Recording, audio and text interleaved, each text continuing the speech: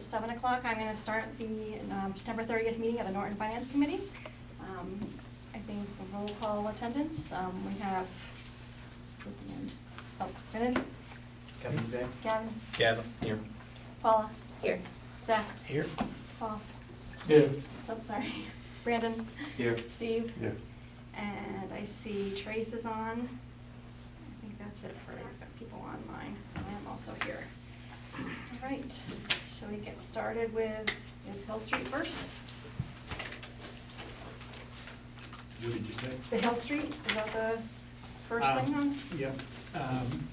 They're still in negotiations, so they're not gonna make this town meeting, so Okay. we won't be handling it. Madam Chair, what article number was that one, the Hill Street?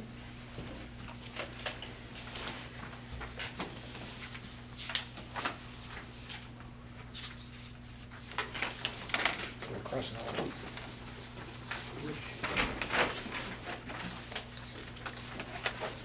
Article 11. Thank you.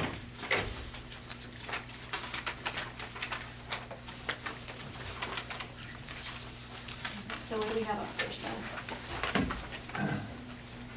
First up, we have the Elm Street water and sewer improvements. And we have Steve Peterson here, Weston and Sampson to give an explanation of the project. Sure. Excellent. Would it be okay if I sit here and do it? I don't know where I would stand, so, and we could just have a nice conversation. That's fine. It'd be nice. And Paula, you're gonna, all right, so the presentation is being shared. I have a copy of it in front of me here. So I'll just And make a copy of this. it's up there now. Okay. So tonight, we're back again to talk about the Elm Street Sewer Extension and Water Main Improvements Project.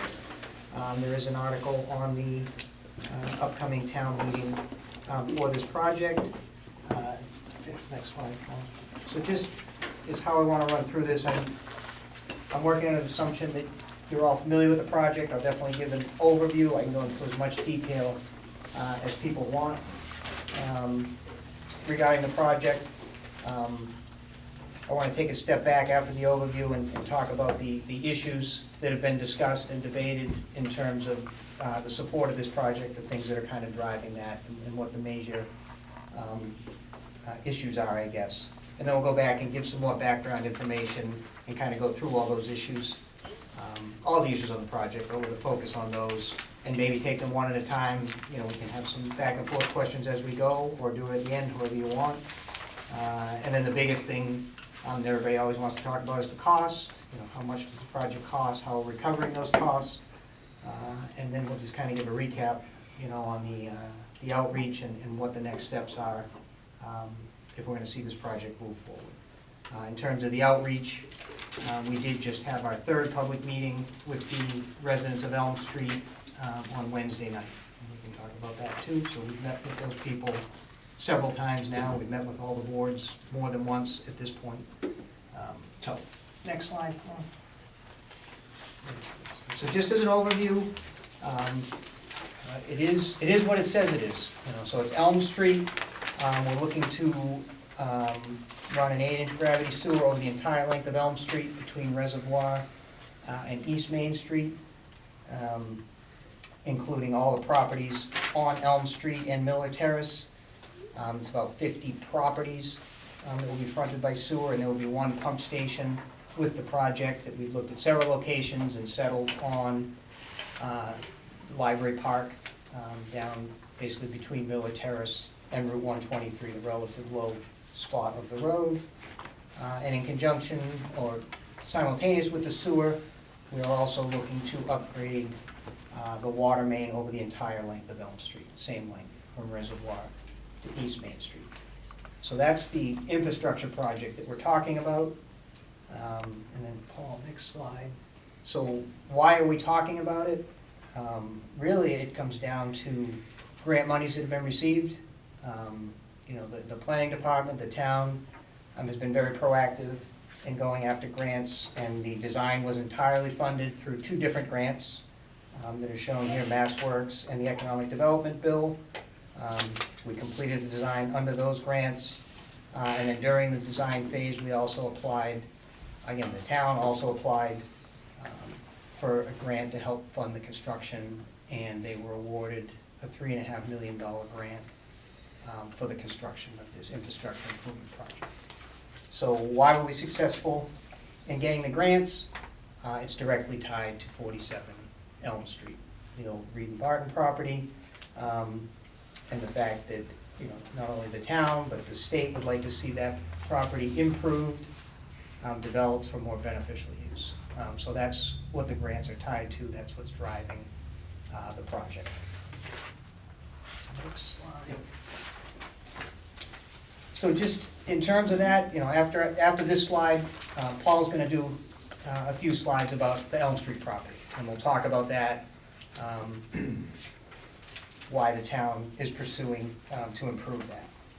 And it is, again, it's the catalyst for the grant monies. And then after we have that discussion, we will go to the cost of the project. So there's the, you know, the capital cost of the construction, and then how we're gonna recover those costs. Right, so speaking to the capital cost of the project, one thing that we've talked about previously and have moved forward with is instead of just going to town meeting with an estimate, we are gonna open bids. So we will have construction bids in hand at town meeting, which will give us a much firmer grasp on the actual cost of the project. We'll put a contingency on that in the amount that we ask for at town meeting. We have an amount that we're asking for, but that could be, we just wanna give people more of a comfort level that that is the number, and that we're in the ballpark, and that we're where we need to be with the money that we're asking for. And then it really comes down to how you're paying for it. Obviously, you have the grant monies that are gonna offset a significant piece of it. The water work itself, the intent is to recover that through water rates. It's an existing water main out there, it's being upgraded. The majority of town, almost the entire town, is on water, shares in the cost of that water infrastructure and any improvements that are made to it. So there's a large user base that can support those costs within the rates. And that's why the water work, like any other water mains now that are being upgraded or replaced in town, is paid for through the water rates. As far as the sewer project, the capital cost of the construction, so basically the remaining costs, you know, after you pay for the water, you offset a portion of the sewer cost with the grant monies. The amount that's left, the intent and the way it's been done in town, the way it's done in most towns, is the remainder of the sewer costs are paid with betterments. And we'll talk more about how the betterments work and how we come up with them here. But just for this purposes of this kind of overview or look back, of the costs that are being allocated to betterments, 70% of that betterment cost is being allocated to the property at 47 Elm Street, based on the significant number of units that can potentially be developed there. So they're taking, that property would be taking the lion's share of the betterment cost. And then the rest of it would be the people that are directly benefiting from bringing the sewer to that neighborhood. The residents that we've talked about that are gonna be fronted by the sewer and have the ability to tie into a municipal sewer. As far as the future operation and maintenance costs, the sewers, you know, as the water, the sewer runs on an enterprise fund. Difference between the water and sewer is there is not a large user base. Most of the properties in town are not on sewer and will never be on sewer. There are certain targeted areas that are on sewer and potentially going to be on sewer in the future. That's another reason that, you know, I've heard people say, you know, instead of betterments, why aren't you just charging the sewer users for the rest of the cost? And that's not how the system works. The users pay for the operation and maintenance of it, but they can't support the capital costs. You can't take the people that are already on sewer and ask them to pay for people down the street to get sewer. The rates would go through the roof. It's just not, and it's not how it works. So that leads to the tie-in requirement, which is another issue that's been discussed. You know, it's been discussed, debated at town meeting, it's been changed several times. But the bottom line, the reason, and this is a town bylaw, it is not a water and sewer rule, it's a town bylaw. Basically, if we're going to spend millions of dollars and put infrastructure in a street and expand that sewer, so you've got this existing sewer that these users are paying for, and then you're gonna expand it, you need more users to pay for that expanded system. So the intent is that why build it if people aren't gonna tie into it? So that's why there's a tie-in requirement, and it's at 7 years right now. It was 2 years, it got changed to 5, now you have 7 years from when the sewer is approved for use to tie into the sewer. And that's at different costs, so the betterments, that's an upfront cost. As soon as it's approved for use, you get assessed a betterment and have to pay for the capital cost of the construction, which again, I'll talk about that more in future slides. So the consequence of not constructing now, I think the simplest one is that, we wouldn't be here if it weren't for the grant. This area was never, isn't on any plan to be sewered. It wouldn't have been. And without the grant monies, it would not be cost effective to provide sewage to this area. So I don't see, if the town doesn't have the interest to do it now, I don't see it ever getting done. So this is the time if you're going to do it. And I'll also get into an alternative project scope, because it has come up, one of the things that's come up is the sense that this project is getting put on the backs of the people on Elm Street. It's a project that benefits the town, but the only people paying betterments are the people on Elm Street. So we'll kind of go into why that is. I kind of already explained it. They have a direct benefit that other people don't. But we'll talk about another way we could do this if that really is the deal breaker, because we want to find a project that the town supports and will build, and will ultimately bring that infrastructure to 47 Elm Street. I think with that, we can go to the next slide. Paul. Okay, well, first I want to say it's great to be back in Norton. I'm Paul DiGiuseppe. I'm the new and old planning director, planning and economic development director, and I want to emphasize the economic development because that's really the emphasis of my few slides here today. And I know, from previous meetings and then tonight, you've heard a lot about the what's and the how's about this project, but I thought it was really important to zoom out a little bit and talk more about the why. And why is redeveloping, specifically 47 Elm, so important to the town? And why we've been working on this for years to see this redeveloped.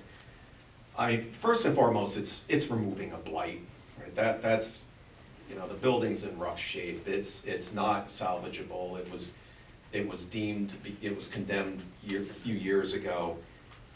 We want to do what we can to try to promote the removal of a health and safety risk. But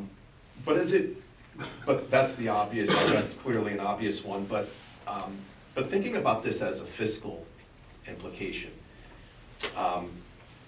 47 Elm Street could be potentially a very big revenue property tax earner for the town.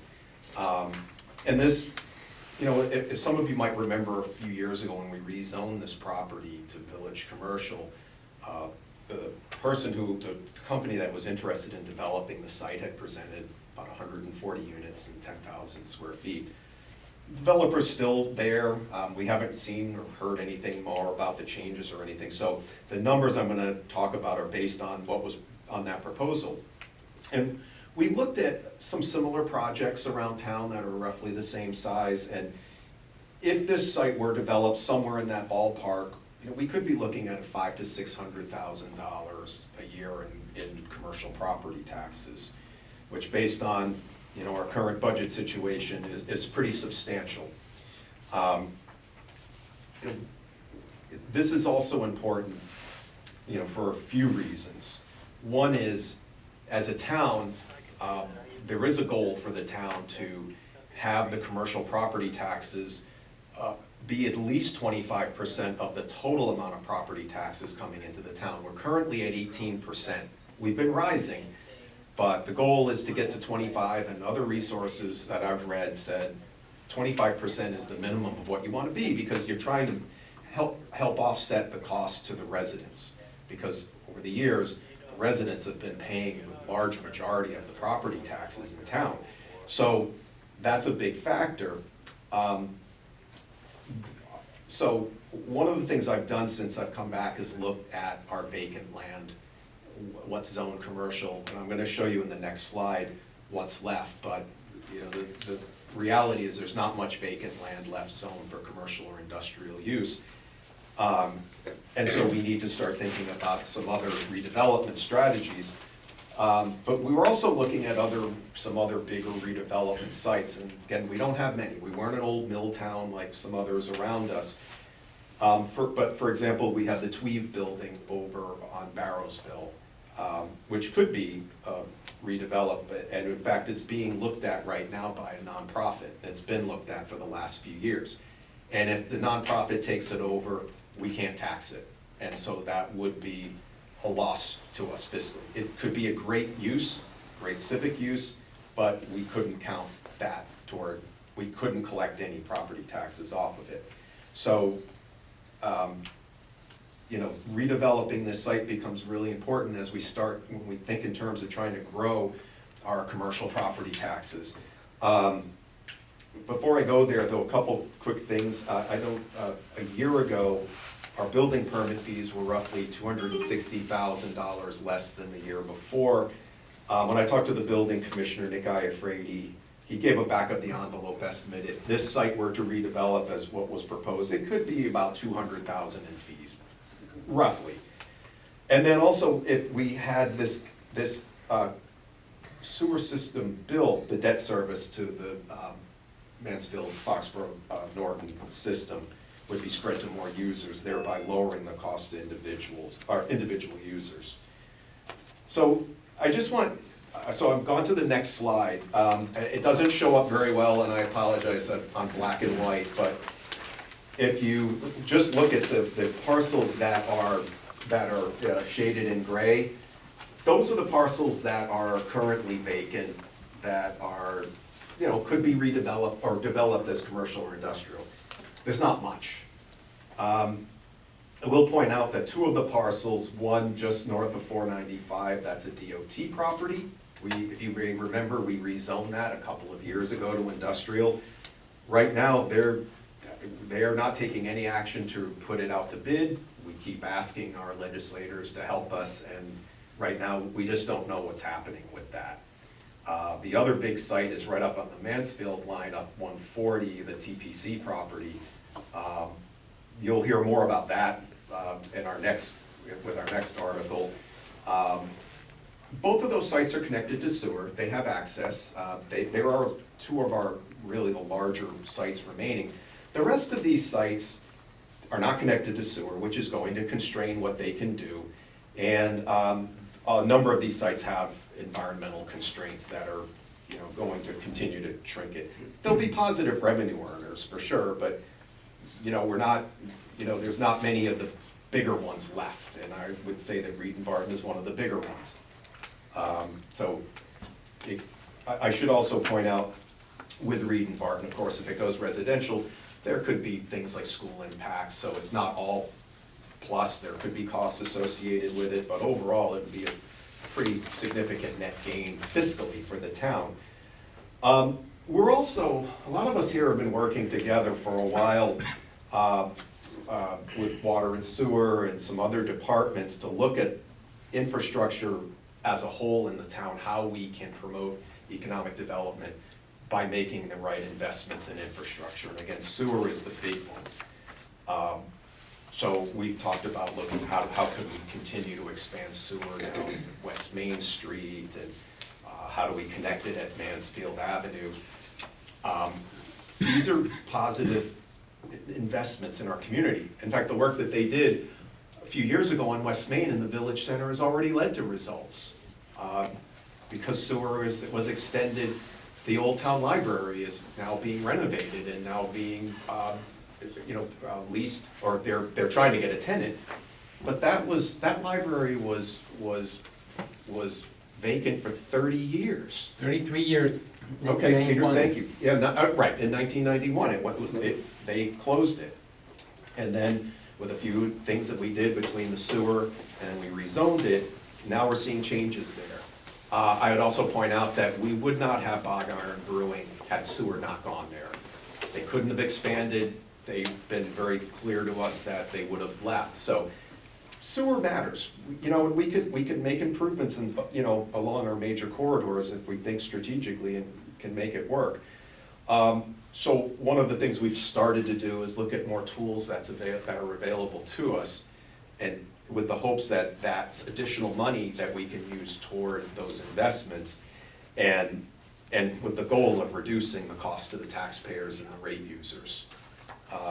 So one of the tools is, as Steve mentioned earlier, is a MassWorks grant, but there are other things we want to do. I bring this up because, you know, it's my hope that if this project gets approved, this will give us momentum to continue moving forward with, you know, expanding our infrastructure in the places where it can really help us. And then just the last thing, to build off of what Steve had mentioned about that MassWorks grant. It was $3.5 million, and just to reiterate, we received it because of the redevelopment of the big site. My concern is if we don't pass the vote, we have to return the $3.5 million. And if we do that, I don't know what that means for the state, but I would be concerned that that would give us a black mark. And if we applied for other money down the road, they might go, well, we gave you a big grant and you returned it. As Steve, I think, pointed out too, this grant covers about 41% of the total cost. And I just did some quick math on this. You know, as we're going to town meeting, we're ultimately asking for $2.5 million to cover the balance of the funding, which is $2.5 million. And if we're asking for $2.5 million at town meeting and we're able to keep $3.5 million from the grant, that's a return on investment of about 40%, which is a pretty good gainer. And with that, again, if this leads to a redevelopment of the site, the $2.5 million we're asking for could be paid off. I should say, it could be paid off within about 4 to 5 years based on the $500,000 to $600,000 return. And I realize all that is, I want to make clear that if we approve the sewer there and construct it, that increases the likelihood of that site redeveloping. I don't want to say it guarantees it. I can't say that. That's not a fact. It just increases the likelihood of it. But if it happens, and it happens, you know, in a way that was proposed by that, you know, by the company pursuing it, then while that money doesn't go directly to the sewer, it's still, we would be getting close to $2.5 million within 4 to 5 years. So this is an investment that returns money back to us. And I just pose the question, can we afford to lose the $3.5 million?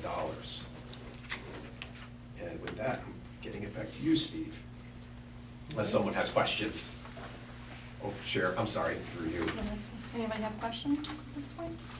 So I had one, Madam Chair, to Steve, a gravity fed beyond 47 or slightly north of there, it's pretty downhill to get to Reservoir Street. Is that not being included? Is it only up to 47?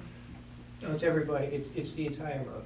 It is. So there's a little bit of a hump, and then it comes back, it dips and comes back up again. And that'll gravity feed through that, you'd be that deep, will you? Yeah. Or whatever, okay.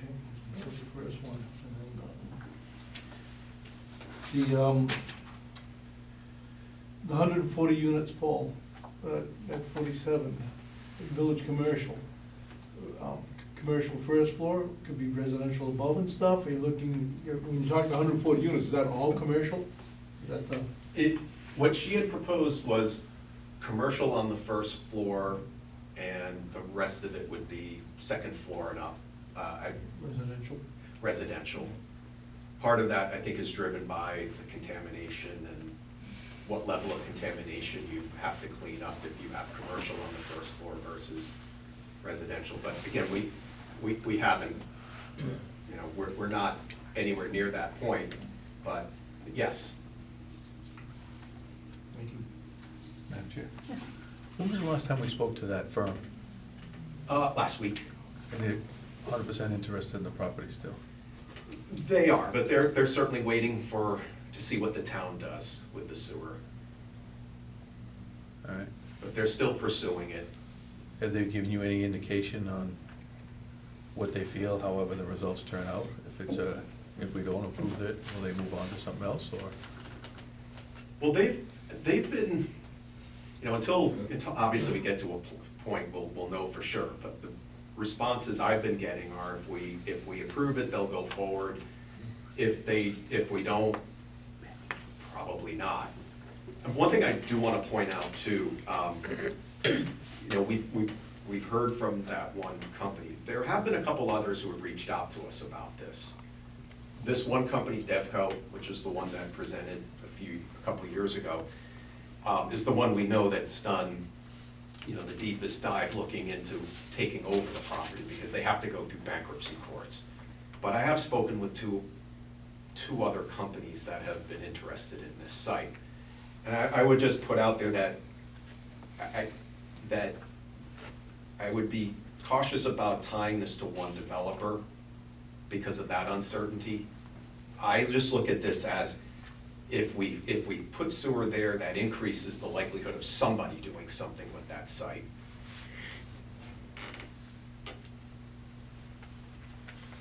Anyone else? Questions? Madam Chair? So you guys came before us last year with this project, and it was, I believe it failed to vote, and I think the primary concern was the residents. And I watched the meeting the other night with the residents, and to put it mildly, I think it was a train wreck. They don't want it, the residents don't want it, they're gonna be hit with all kinds of, abatement fees and tie-in fees. I think they've made that clear. So there's those two issues, and the way we left it with you last time was find a way to get relief for these residents. And you've come back with the same proposal. No changes at all, not even a penny. So we have a situation here where we're doing this for one property, 47 Elm. We have the residents that don't want it. And we have the potential, because you don't have any hard commitments by anybody. Devco's been kicking this around for years and years and years now, that we do this, we're on the hook for $2.5 million that the town's on the hook for, if that remains empty. That means more teachers gone, more public employees gone, and everything else, as we have to pay this note back. So, I don't know, you come back, but you're selling the same thing. Nothing's changed. And, I didn't support it the first time, I wouldn't support it this time. I mean, if I was a resident on that street, I'm minding my own business, and all of a sudden I'm on the hook for 25 grand or whatever it may be when I'm said and done. You don't want to spread it around to everybody else, even though it's a benefit to the whole town. I just, for those reasons, I can't support it. And I advise anybody to talk to the residents or watch the public forums they had. And I hope that everyone will watch it. Yes, And did you watch it till the end? I did. Okay. Because I think when we proposed some other things, I feel like it was mostly positive at the end. I feel like the residents understood it and were supportive of it. That was my take on it. I'll defer to anybody else that was at the meeting. You can talk to the residents. There was very high tensions at the beginning. They're very emotional, and I get it. We walked through it, in which we haven't, we're gonna continue to walk through this here. And I will do that.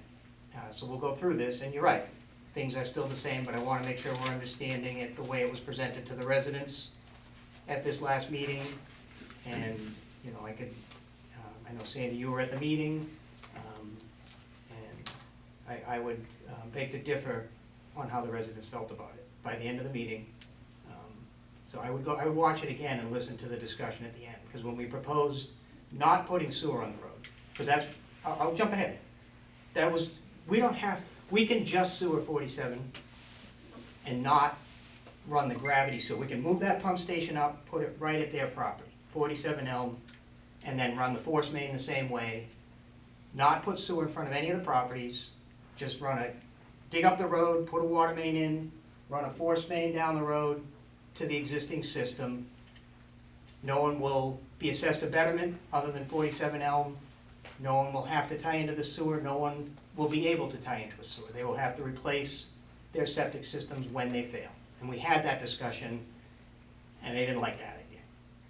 So they started understanding, when we say, you say we're putting the entire price tag on the residents, and let's take a step back on that.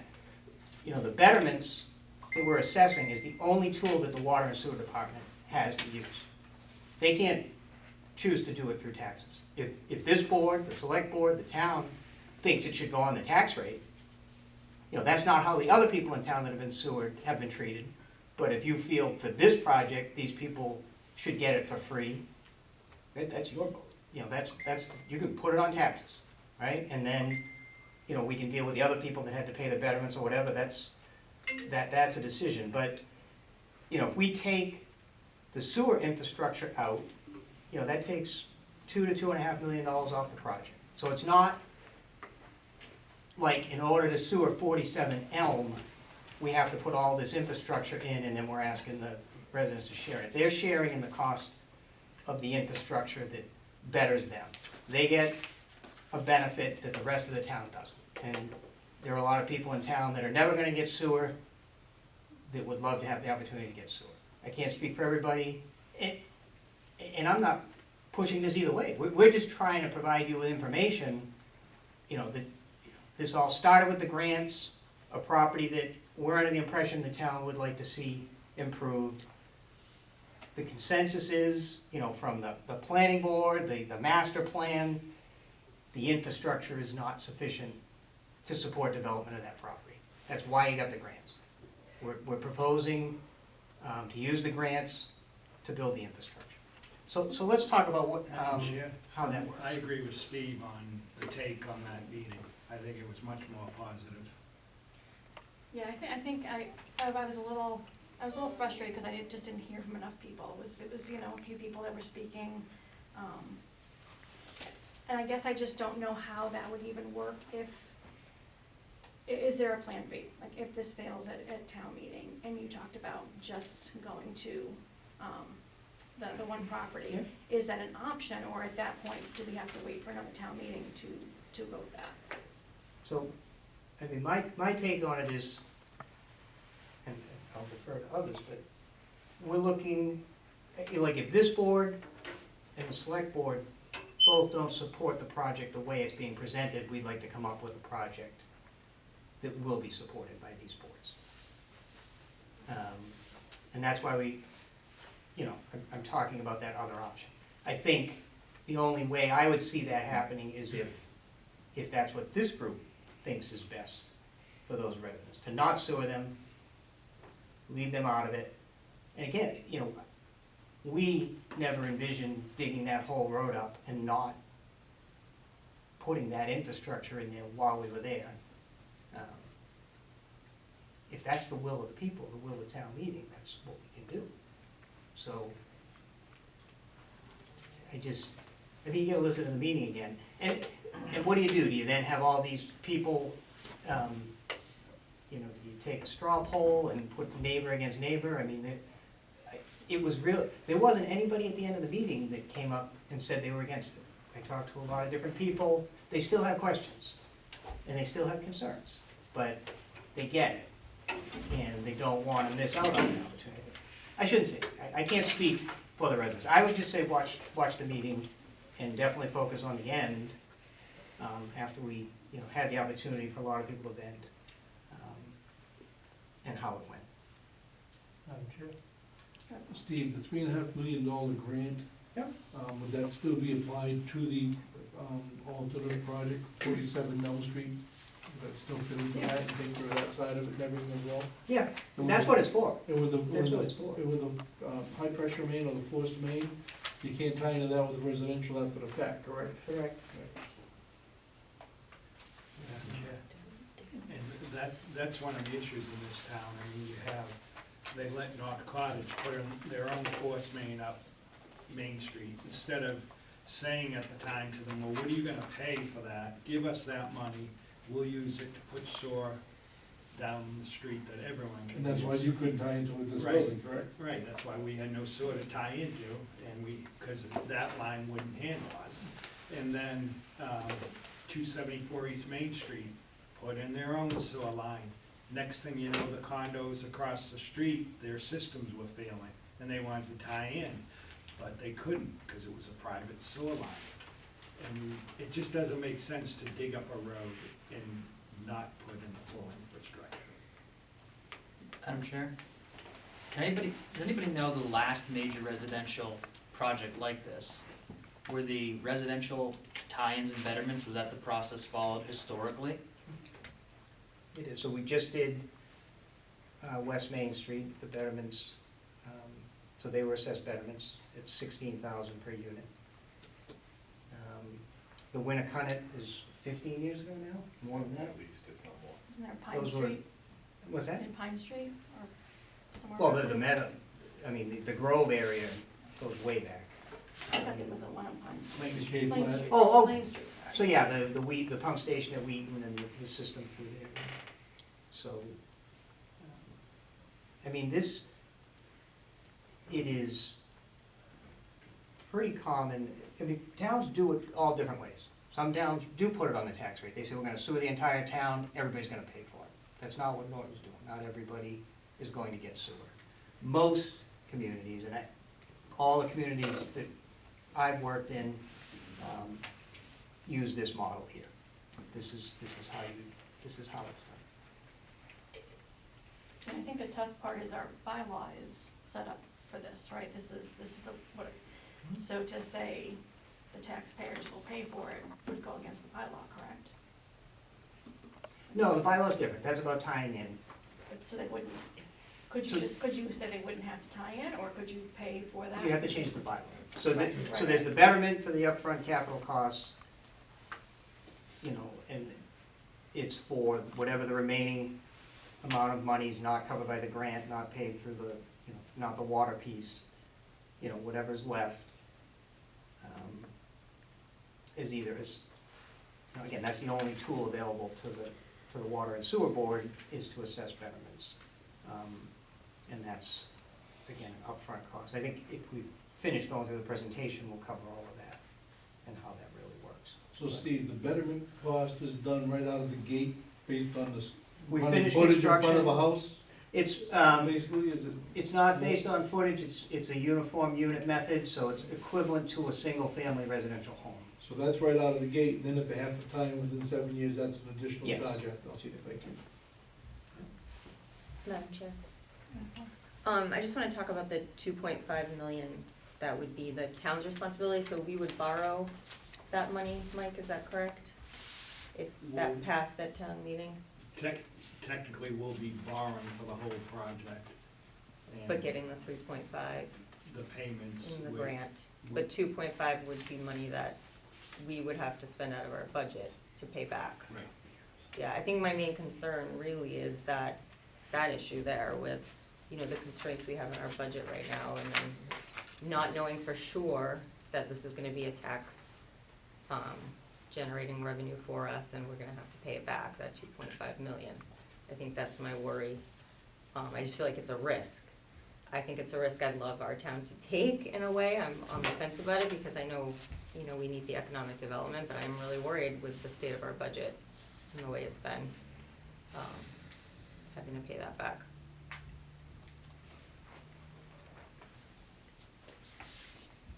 Any other questions from the board? If we walk through the next couple of slides, that'll kind of explain the monies better, I guess, we'll just drill in a little bit more to the stuff we've been talking about. So this next slide kind of breaks down the total budgeted costs right now. So, and again, we're gonna hone in better on this by having the bid opening a couple weeks before town meeting. So we'll have more than an estimate, we'll have actual unit prices from the contractors based on the estimated quantities out here. So right now, the budgeted cost of 8.4 million is broken down, basically water at 2.4 and sewer at 6 million, based on the layout of the system. So if you look at it in terms of, if the 2.4 is gonna be paid with the water rates as we discussed, and the MassWorks grant is gonna go towards that sewer work, that's the 2.5 billion that we're talking about. So that's what's left that needs to be recovered through different needs. If you go to the next slide. So that's where the betterments come in, and this is what we talked about before. So the For the betterment assessments, we use the uniform unit method, which breaks all the improved properties down by equivalent dwelling units, with one EDU being a typical residential home. You know, so most of the properties along the way out there are single-family residential homes, they'd be assessed one betterment unit. And the biggest thing that's driving this is the amount of units being assessed to 47 Elm, based on the biggest and greatest use, the potential of what that property can be with the sewer. So we're looking at a total of anywhere from 209 to 219 EDUs based on that build-out. So just that range, using the high-end cost that we have right now, that top of the range budgeted cost, divided by the total EDUs, we're looking at a range of $11,500 to $12,000 per equivalent dwelling unit. So, again, we mentioned the last job was West Main Street. Those assessments were $16,000. You go back 15 years, the Winnicott area, those were like $11,500. Correct. Just to put it in perspective, the other properties that have been assessed betterments in town. The way the betterment works, again, it gets assessed, you know, when construction is complete and we have all the costs in hand and all the EDUs, we calculate what the betterment is. Letters go out that the sewer is approved for use, people have the ability to tie in, and they get assessed a betterment. So they get it, let's just call it 12,000. You know, it could be less. And that is one of the things that came up in the meeting. One of the concerns people have is not, the language doesn't cap that, and they're concerned that obviously theirs could be more if the prices go up. So we are talking, the intent is to make it clear in the betterment language that the betterments will not be any higher than 12,000. We would have to go back, you know, they can't be any higher than 12,000. So at $12,000, they can pay it in full when they get the bill. So they get a bill, you can pay it, you can ignore it. If you ignore it, then it automatically goes on to their taxes, and it can be, and it's apportioned over 20 years. The betterment laws are up to 2% higher than the going rate, or 5%. So we're assuming the rate is going to be 5% for the betterments, and at 5% over 20 years, it's about $950 a year. See that range, $925 to $965. So that's what the costs are, you know, for one unit. If we didn't have the grant and we approached it the same way, the betterments, we wouldn't be talking about it, like I said. So the betterments would be, you know, 29,000 per EDU, and much more per year if apportioned over time. So it just kind of shows you the significance, you know, of what the grant does to those costs. So the actual Elm Street and Miller Terrace residents account for 64 of those EDUs. You know, again, mostly single-family homes. We do have, there's an apartment building out there with 12 units, so there would be 12 EDUs. There are a couple two-family homes, there would be 2 EDUs. And so the 64 EDUs adds up to about 30% of that remaining share. 0.75 million is what's coming from those fronted properties that are, again, improved by the project. And then 47 Elm itself accounts for 145 to 155 EDUs, and based on that, their assessment is 1.75 million, which is about 70% of that remaining share. So that's how the betterment's set up. Does anybody have any questions on that? Madam Chair? Kind of talked a lot about That's that. it. So if you're gonna cap it at $12,000 and you have overrun costs, that goes back to the taxpayer? That would have to be assessed to the 47 Elm, yeah, or to the taxpayer. Excuse me, may I speak? This is a resident from Elm Anybody Street. on- There's Someone Someone from who's Elm a Street? resident of Elm Street that is trying to Somebody's trying make to a talk. comment or ask a question. Yes, here's the comment. I just heard that you guys are mischaracterizing the meeting that we had at the water department the other night about these betterments. We are dead set against this plan. You plan to keep 1.7 million if you sell it on our back. And our assessor was trying to blow smoke up our butts, telling us that sewer helps our homes. It does not. And in fact, he was using gross numbers, saying that it would cost $40,000 for a new septic tank. That is grossly wrong. I spoke to an in-town septic person, and it would cost us just as much to replace our septic as the burden that you are putting on this street. It is grossly unacceptable, and for that Zach over there to mischaracterize and said we were okay by the end of the meeting is outright lying. Okay, thank you. I think I saw, Kevin, did you have a question? Yeah, Madam Chair, so if the 42 questions, if the 47 Elm Street property does not get developed, does that mean that the betterment charges for the residents remaining 64 EDUs, that their betterment charge will basically a little bit more than double? No. Where will the extra money come from? So right now, nobody owns that property, 47 Elm. Somebody has to own that lot. That's bogus. The town owns it. Can I Why ask is that- the can we ask- town putting septic in? Why are you trying to make the residents put it in? Can I ask that let that question be answered, please?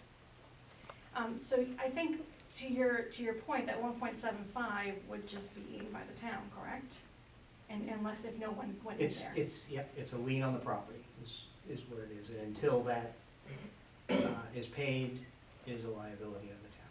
That is correct. And if it is ever paid, you don't plan on giving it back to us residents. One other question, Yeah, Madam go Chair? ahead, Ken. The 2.4 million, the water rates, what is the percentage increase on? I'm assuming that applies to every water user in town, and what percentage increase would that be to the regular rates? What's your budget now as far as water receipts? Well, I can speak on this, Frank Fornier, Superintendent of Water and Sewer. There's no intention to increase the water rates right now based on this project. Based on our previous rate study, we were approved to do about $2 million per year in improvements for the town without having to change the current rate schedule. That last study was done prior to COVID, 2019. So we are in the process actually right now of doing another rate study for both water and sewer to make sure that our funding is where it needs to be, because the cost of everything has obviously skyrocketed. Everybody's paying more for stuff that they never used to. So there is no intention of raising the rates Let's also until that rate calculate, study. Ms. let's Vincent, also calculate. excuse me, can we have someone talking right now? Just one follow-up, Madam Chair, if you don't mind. Go ahead. But either way, if you don't raise the rates, that 2.4 million inevitably is gonna be taken out of your budget, whether you can't do infrastructure improvements, or eventually you do have to raise the rates. Okay, thank you. Did I see someone on the board down? Excuse me, in addition to the royal flowing that you're trying to give us, we will also have to pay double to triple our water bill for that. All right, So thank you. we are not for that. All right, thank you. Did I see someone here? No, oh, that's, I think down there, okay. I was just Any frustrated other with the question? interruptions. Yeah. Madam Chair? Yes, go ahead. So, Paul, what's your most recent interaction with the potential 47 Elm Street purchase or development? Well, they certainly said they are interested, and that their business organization has grown, another partner has signed on to it. I mean, what they've relayed to me is if we go forward, they will go forward. I mean, they're sounding very interested in the site. So, That was Ms. different Vincent, than I'm what gonna you ask that you told raise us your hand if you have last a night, question. the other night. Excuse me, I'm gonna ask that you raise your hand if you have a question, please, okay? We're going through the chair tonight. I don't know how to raise my hand. I'm Okay. on my phone here. Okay, well, someone else was asking a question right now, so we need to hear the answer of that first, So is please. there any chance that they could come up with some kind of a commitment? I think that's part of our concern here, Paul, it's a chicken and the egg thing, you know, it's. It is, and it's something we've been asking.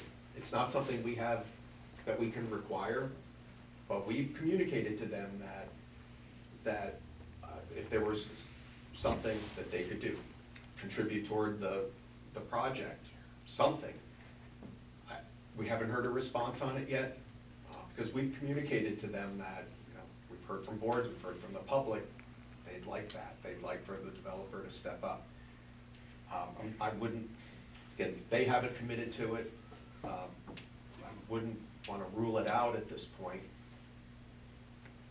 But they are definitely waiting to hear what we're doing. Right, and it's not gonna Excuse pass me. the town meeting. Okay, we need to go through the chair, please, and if you have a question, I'm happy to answer a question after other people have had a chance to speak. Well, excuse me, chairperson, how do you let the people stand up and lie straight to your face? I got a question about the, is it the select board has not voted on this yet? Okay. Is it possible that they might go, I just remember the last time we were here, they ended up pulling it. Is it possible that they might end up going with the Plan B that you had, mentioned? I don't know, we'll probably discuss it Thursday night at their Okay. meeting. Yeah, a lot of I don't know, so I'm not Madam Chair, running can I ask a this question? back. Go ahead.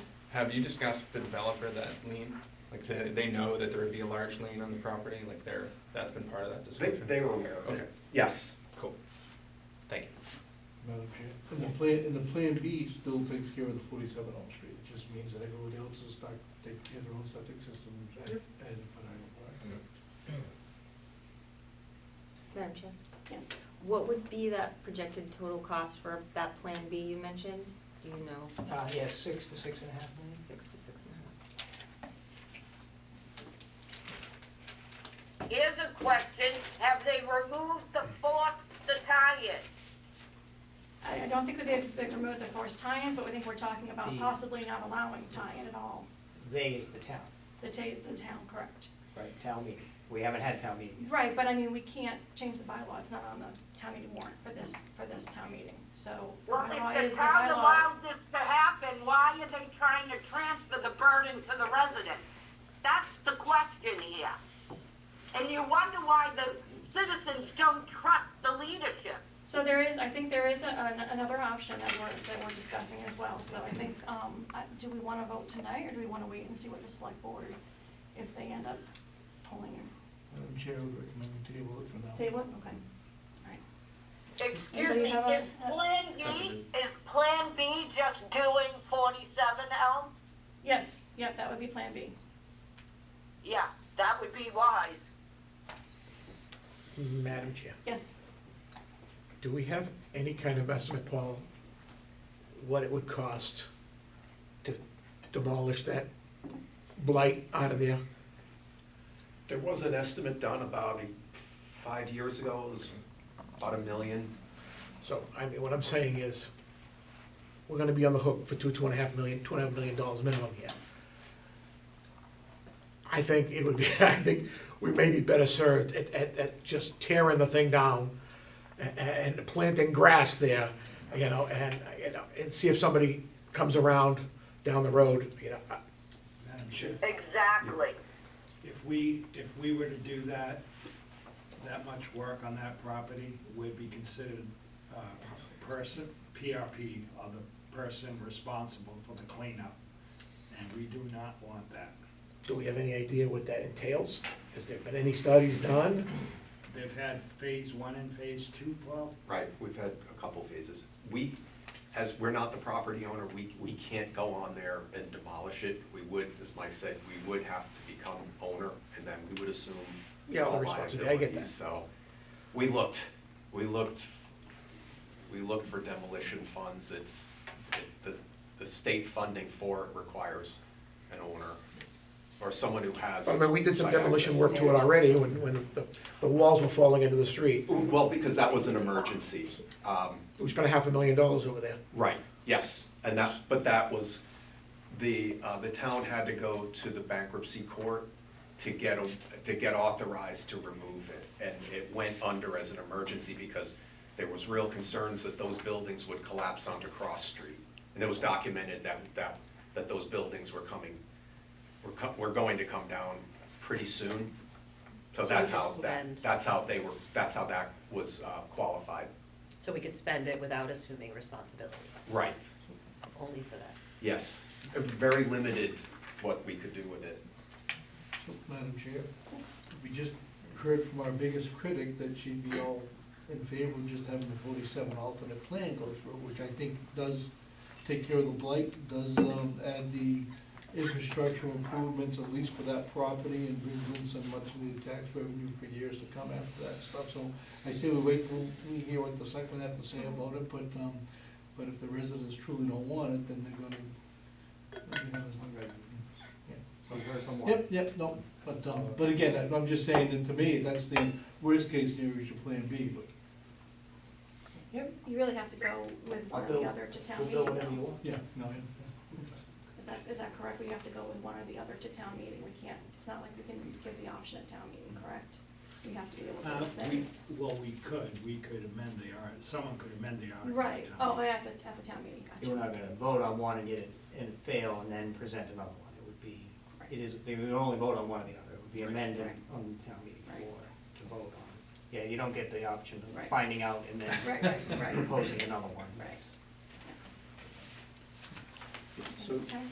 thank you, Madam Chair. So my concern would be down the road if we move forward with either option and there's a lien put on the existing property, and this interested party backs out for some reason.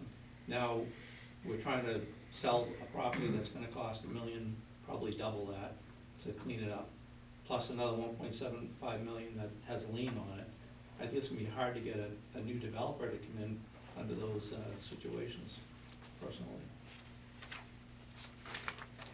Excuse me, Chairperson, Yes, go ahead, Debbie. I wanna know what the FinCom, the select board, and every board is gonna do about our town manager standing up there and mischaracterizing the meeting from the other night. He lied to us about the override, and he just lied straight to every one of your faces that meeting went well. When it did not go well, we were all very upset. So my question is, what is gonna be done about Mike Eunice? I don't think that's a conversation we're gonna be having right now. Madam Chair, it yeah. wasn't Mike Units that spoke about Yeah, the meeting the yeah. other night, it was Sampson and Jam. Yeah. Yes, but he just Wasn't Mike showed up Debbie. and said the meeting was okay when it was not okay. All right, anyone else have questions? Can I ask this person a question? Sure. Debbie, you said when you joined that you heard that something was being mischaracterized. Were you here for that part of the meeting? I don't think that's relevant, sir. The Okay. facts are the Thank you. facts. I'm done. Any other questions? Okay, so we'll table this to our next meeting and hear what the select board has to say. Does anybody feel strongly about voting on it now? No? Okay. All right, thanks. Thank you. Thanks, Steve. Thanks, Steve.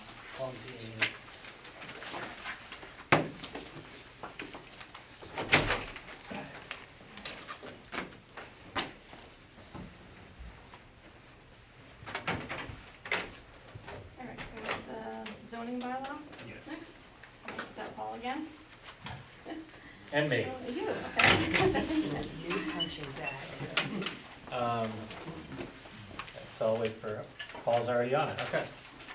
So, for those who don't know me, I'm Tim Griffin, I'm the chair of the planning board. You should have a handout in front of you or on the screen walking through our presentation regarding what we're calling the Great Woods Overlay District.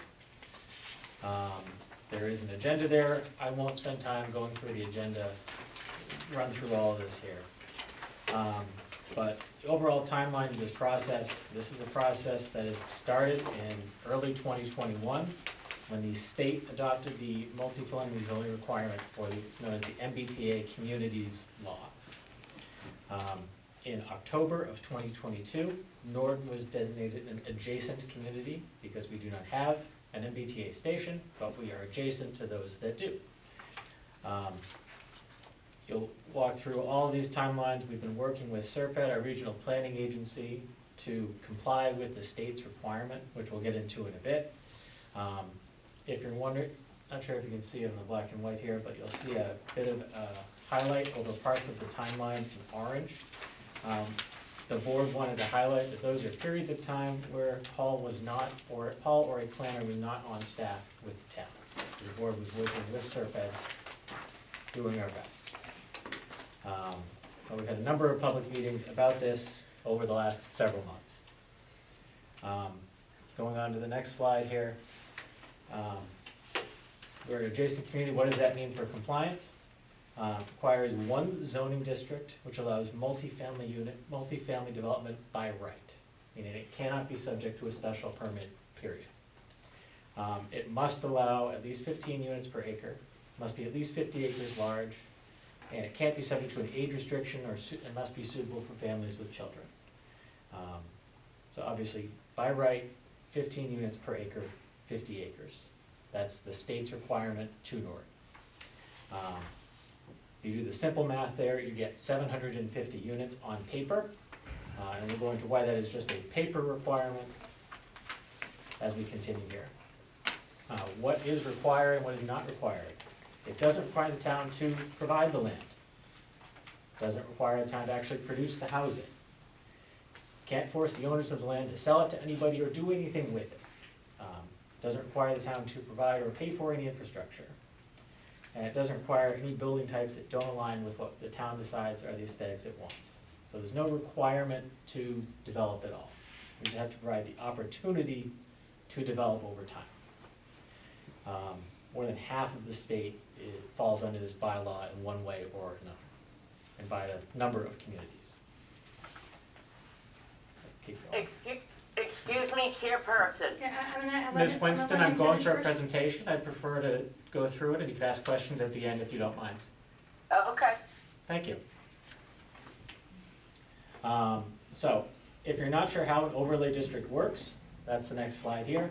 Overlay district goes on top of the base zoning.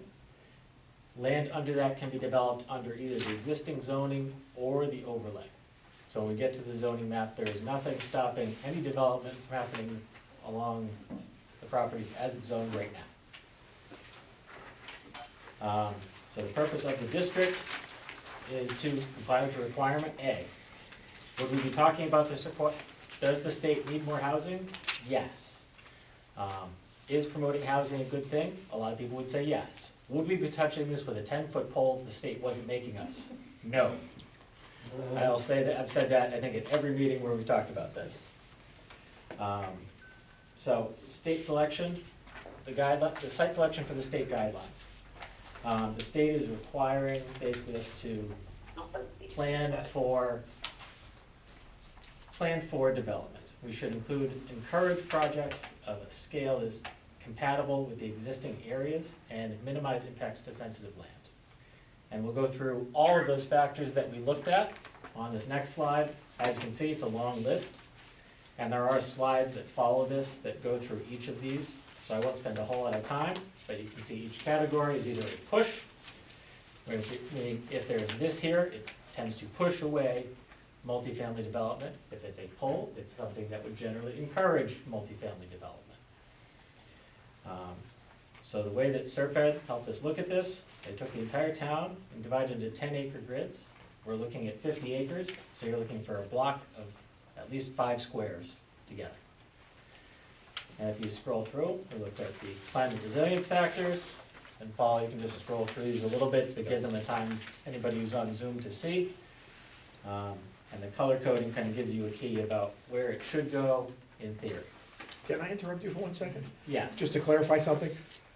When you say all that has to be one plot of land, 50 acres? Has Or to it can be, contiguous. it can't be 5, it can't be, Contiguous. so it's gonna be together, it can't be, okay, Yeah.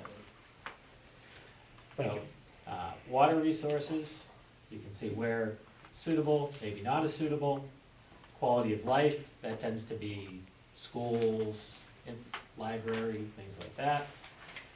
Priority areas, if there are priority areas in town, the town has listed as areas they want to develop. Infrastructure, roads, sewer is a big one, as you just heard. And then overall, in that last map, I'm not sure how well it comes through on the black and white printout, but you can see some areas clearly stand out as bright red, not a good spot. Dark green, better spot. And then on the next slide, you can see the parcels that are shown here. One of these is the TPC property. Then, oh, nope, Sorry. no, I moved, so you didn't move. My No, fault. my image came out. So you have the TPC property. At one point, we did include the New England Ice Cream Project in this zone, in this overlay. And this should have taken it out. I No. didn't, so my No. apologies. No. And then it includes the multifamily properties across the street from there. And then stops right before you get the commercial building in 40B next to McDonald's. The one, the new construction. Correct. It does not include that. It did include that in a prior iteration, so you may see it included in the highlight here. At our last meeting, the board made a decision to take that out. My What about the- apologies, I should have taken that What out. about the oil company next door? That's out as well. Them too. And 157 meant to be in the Avenue. Yeah, so those were the decision, the board made that decision to reduce that, and I'll get into that in a little bit. Here's a question. I'm still going through my presentation, Ms. Whiston, I'd like to be Okay, able to continue, thank continue. you. So why did we choose the Mansfield Avenue site? We went through all the map, it wasn't the only area highlighted in dark green. One, the area already includes existing multifamily properties with multifamilies across the street and the 40B down the road, even though it's not included in this district. Putting 50 acres of 15 units per acre in an area predominantly dominated by single family. The board felt that would go over as well as a lead balloon. Not surprising. Norton Center was one of the areas Serp had highlighted. We didn't think that was appropriate due to traffic and congestion concerns in that area. 123, again, we could have picked a location along 123 in some way, shape, or form, but again, a lot of that's predominantly single family. And we chose specifically, once we zoned in kind of on the 140 area, we chose to specifically exclude what I'm calling the Roach Brothers Plaza, because the board wanted to maintain that and encourage that to be retail, commercial, et cetera. That was a discussion we had, and we chose not to include that as our choice. And we could have chosen not to include the existing multifamilies on the other side of 140. We chose to include them. One, right now, they're in a commercial zone, so they're currently existing non-conforming lots. So including them in this zone would, in theory, allow them to, A, expand if they want to, or not have to apply for variances every time they want to do something. So that was, again, a choice that the board made. We could have chosen not to include them. We chose to include them to give them some kind of a benefit with this, in theory. Tim, just while you're on that page with those lots, those look like those are included between that and the water's not, or is it all right to the water included? In terms of the lot maps, Yeah. do those parcels go all the way to the water? I don't think They do not. They do not. So it's just the actual condos then? Correct. Okay. Yes. So highlights of the bylaw. One, it meets the requirements the state is laying out. Hooray. The goal, when we laid out all of this, if we're putting in a lot of multifamily residential units, one of the concerns the board has was getting our affordable housing ratio out of whack. We're currently above the 10% threshold, so we can say no to a 40B, for lack of a more eloquent term. We put in a lot of multifamily without having an affordable component, or enough of an affordable component, we dip back down, and then we're opened back up to additional 40Bs without really having a whole lot to say about it. They're targeted to promote affordable units and mixed use, so again, commercial revenue and kind of top of the shop concepts. They have a maximum of 3 stories out of the gate, allows additional stories if affordable housing and top of the shop is provided. So they would need to meet both to get both bonuses, they're independent. But again, they seek to encourage smaller multifamily types, with smaller lot sizes and smaller frontage requirements. And again, we're looking to protect existing adjacent uses with a general large vegetative buffer requirement to, for example, the trailer park and other uses around there. And in the next chart, you have a quick table of the dimensional standards from the bylaw. One that I'll point out to here, if anybody really wants to look at setbacks, we can talk about that all day. But the state requirement is a minimum of 15 units per acre. Our maximum is 16 units per acre. I do want to touch on master plan, the next slide. The master plan was adopted in 2021. Those bullets, encouraging smaller housing typologies, et cetera, are straight from the master plan. So again, with this, we think we're continuing with the spirit of that master plan the town adopted. I've mentioned the state. The state has specific penalties laid out for non-compliance. Once we get that slide up there, I'll go into this a little bit. The top line, those are all the programs that the state has said, if you're not compliant, you don't qualify for these programs. You'll see MassWorks, HousingWorks, Housing Choice, and other programs. We've gotten multiple grants from these programs over the past few years. I believe the sewer project on Elm Street is another one of those grants. The second list of bullets, which is much longer, is other programs that the state may consider counting against you for non-compliance. These were not written in the initial rules by the state, but to put it bluntly, the state has decided that if towns are not in compliance with this bylaw, they are going to swing a big stick, and essentially any discretional funding that they have, you are on the naughty list. That's the way they're treating it. There are aspects of this that are currently going through state court with other towns. That is tied only to that second bullet list of those additional programs that the state is withholding from at least one other town. The first list of bullets is not being challenged. MassWorks and stuff, we're not compliant, we don't qualify, period. You take a look at the compliance model here. And Paul, this hasn't been adjusted to account for our most recent town meeting, correct? Correct. So, some of these numbers have gone down since the board's recent sessions, but I'll talk through it since from a high-level perspective, we're still talking about the same thing.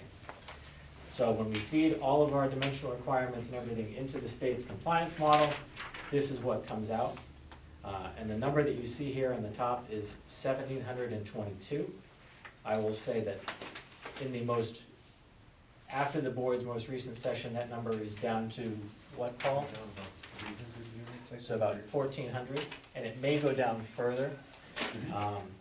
One of the factors that is here, if you go to the next slide, the title needs to change a little bit, but it says, if we need 750 units, why does this say 1,700? One, the PGA property is large, so if we include that entire lot, by nature, we're gonna have a lot of units. At the board's next meeting, we're gonna have a meeting on the 8th to review a concept where we look at an overlay district that only includes part of that lot. In all likelihood, even if we do go with that approach, the number that we propose at town meeting will not be 750 or 751. The state is requiring 15 lots allowed per acre. They're also only looking at buildable acres. So the model is based on, I don't know what a wetland is. The state will care what a wetland is. So when we go to town meeting, we are going to be proposing a number that is higher than 750. Because of how the state looks at the acreage involved. And if we decide, and we talked about, could we take out the units across the street and do the entire piece of property? Yes, that would be an option we could do. but we felt that we wanted to include them for the reasons that I've already laid out. And will we really get to 1,700 units? No. There's a lot of restrictions that prevent any site from reaching the maximum, including setbacks, including parking requirements. We've laid out specific parking requirements in the bylaw based on the number of units. There's a whole bunch of factors, wetlands and everything else. The And compliance the model doesn't even factor this. Yeah, and if you go into the next slide, Paul, that has, you can see an estimated wetland study of that TPC site, and that's old and not flagged. So, it could be larger than that on the site when it actually goes and gets flagged.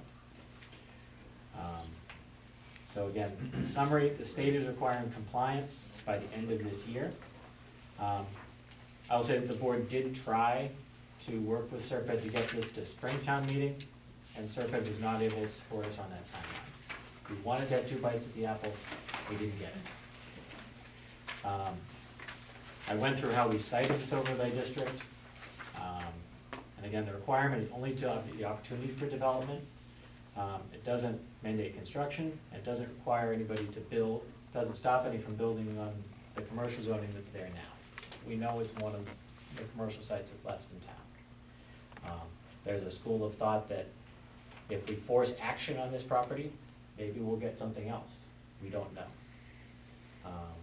But if multifamily is developed, we developed this bylaw to promote active multifamily development in a place that made sense.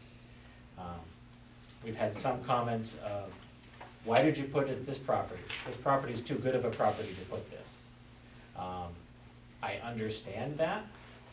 I also understand that if we propose putting this somewhere else in town where maybe it may not, in theory, make sense to put a multifamily property, we still have to bring that before a town meeting and say, we're gonna propose an overlay district that allows 15 units per acre right here. That could be on Hill Street, that could be on Pine Street, who knows where that would be. I know that we're proposing a lot that does have sewer, which a lot of the town does not. We didn't wanna propose a district that we didn't feel made sense. We've all heard ideas of, oh, they told me that area would never be developed because of X, Y, and Z. I may have heard that a few times at my meetings. So, could we have tried to comply with the law and write it in a way that nothing would ever be built? Maybe. But we didn't think that that was worth the risk of how we went about this, so.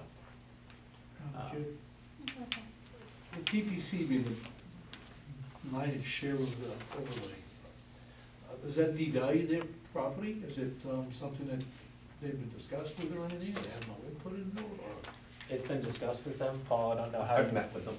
Yeah. They were fine. I mean, I made it clear, you don't have to do anything with it. And it's actually owned by PGA Charities, but they did say that, there may be plans for them to use it down the road. But they didn't know, they didn't indicate what, but this would not, Well, it was I originally gonna wouldn't be- say that this would ever devalue, because if you've been around golf courses, you do know, you know that there's residential around it. Well, that was I've never originally- seen condos at a golf course, what are you talking about? But that was originally gonna be an industrial park, correct? Pretty much a, It was a water park way back in the day. Oh, yeah, no, but That's tech. right. John Scott Boulevard, where it was gonna be. Great Ways industrial Water park Park's too, supposed to be, so. back in the Supposed to be nineties. like high-tech. Right, and it's zoned commercial. All of these properties, ours have a base zoning of commercial. And any of these properties could develop them as commercial. Other than this site, they're all developed. And so Tim, it's 50 acres of buildable. 50 acres So- of buildable land is the requirement from the state. So if you have a lot of wetlands involved, then it Takes it out of changes the the pot. numbers. Yeah. And So- also Level Land so back the- in 1992. Yeah, so the model that we're working with, what we're going to propose at town meeting is gonna have what I'm gonna call a margin of error to account for the wetlands. It'll be far less than 100, it looks like on paper now. With the We'll wetlands taken We out. still need to have our meeting where we review where Serped draws that line through the TPC property. Basically, the driving force being, how close can we get it to 750 and have it make sense? At the same time, we're also gonna review language from Serped to, if we are gonna split the lot, to make sure that we include language to make sure that that split zoning isn't something that somebody can take advantage of in a negative way. Anyone else Set on the line? precedents down the road. Whenever you're ready. Go ahead. Right, Tim, is that the concern, potential?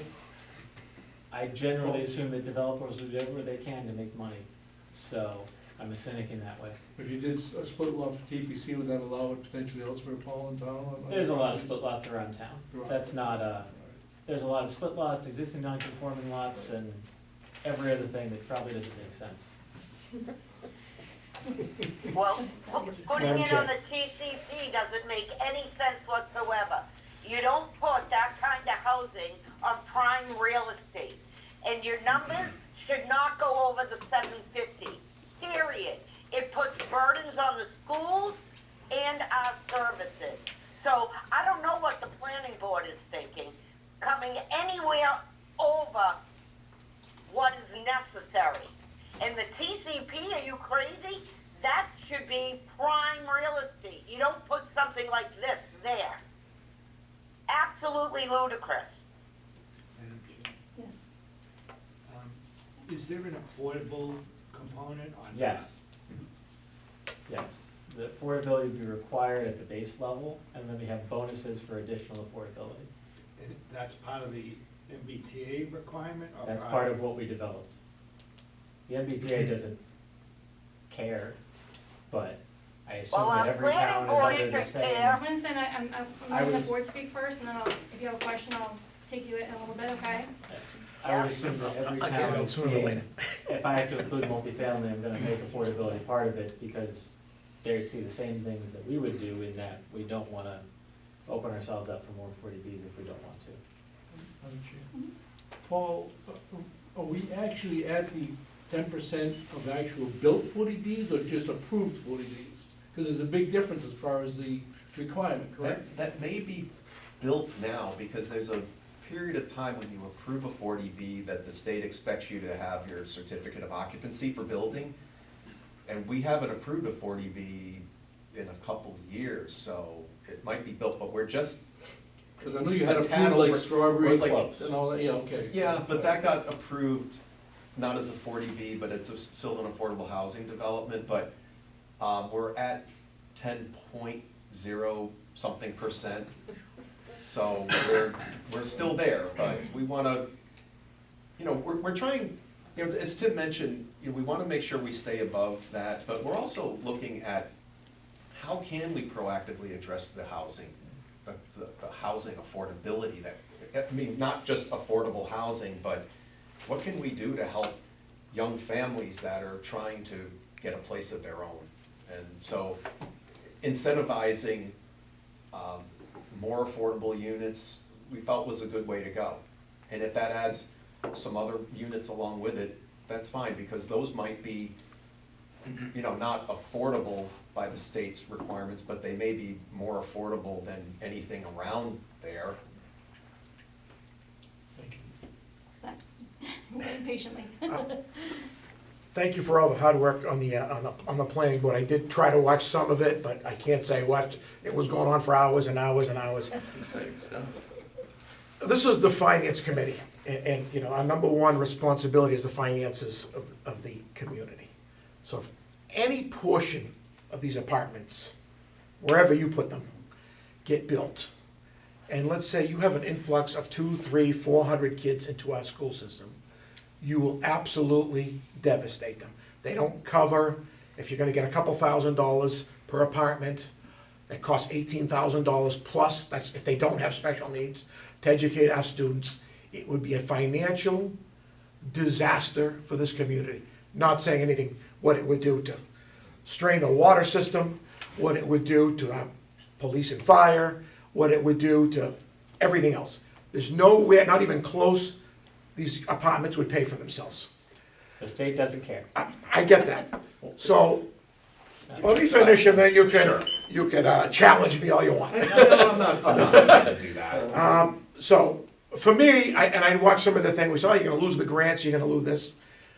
Well, if you're gonna stuff 500 kids, first of all, if you're gonna make this look like Chelsea or Somerville with apartment blocks everywhere, that's not what most people live here. Let's get down. Everybody moved here for a reason. They wanted, I grew up in the city, I come here to get away from the city. And that's just creating another Chelsea, as I would call it. Second, if you put that many kids into our school systems, the money you get from grants, that's peanuts. You're gonna have a multi-million-dollar problem year after year after year. The trade-off, I would say, keep your grants, please. You're gonna give us a couple $1 million in grants, keep them. Exactly. So, what I would say for me, if it came to me, and I don't claim to know anything about planning, to be honest with you, but I would say, okay, I would sit down with my board and I would sit down with my planner and say, here's my toolbox full of roadblocks. Give me all the roadblocks possible, because I don't want one unit built, let anything else. It has sewer, immediately disqualified. It has water, immediately disqualified. And go on, and I don't know all the tools and toolbox. This, in any way, shape, or form, is a and I appreciate everything you did, is a financial disaster for the town. Because everybody knows you will not get the revenue to cover any of it. I mean, very small portion on the dollar, so. I don't know where you go from here, and I would also, I got what you're saying, but I wouldn't give them I would give them 750 units on the dot and not one more. And that's too many, in my view.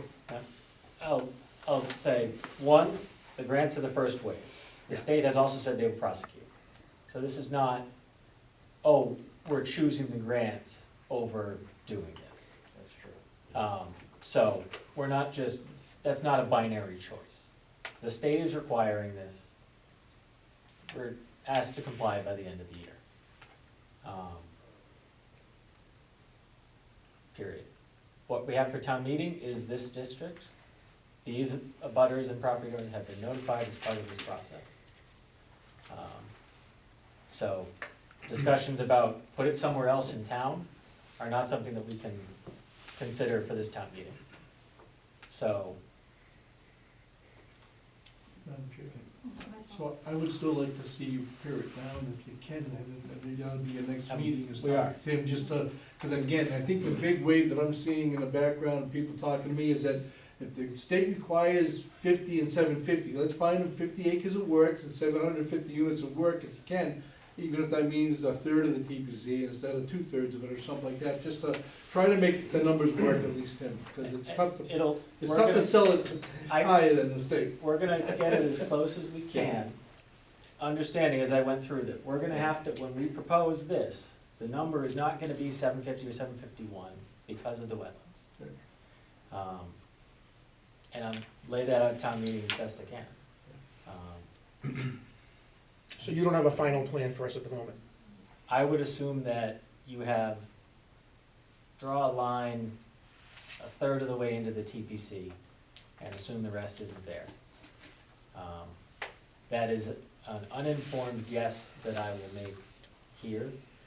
We are waiting for Serped for their analysis based on GIS data and all of that. Paul, do you think I'm in the ballpark there, or do you think it has to go further back? My thinking it's bigger. It's bigger? Maybe. Okay. But until we see it, we want to just deal with facts on this. Chair, I just want to this isn't an aha moment by any stretch, but we're talking, typically with multifamily tends to have fewer children than compared to single-family homes. So that's not always the case, but typically it is that fewer units will have families with children versus a single-family home. The other thing, when I was looking into the research of this, when I was comparing the student enrollment in 2024, this was from the Department of Education, comparing it to 2000, Norton's school enrollment's down by about 650 students. And I know that's not what you were saying. You're concerned that, And we still can't afford to educate them.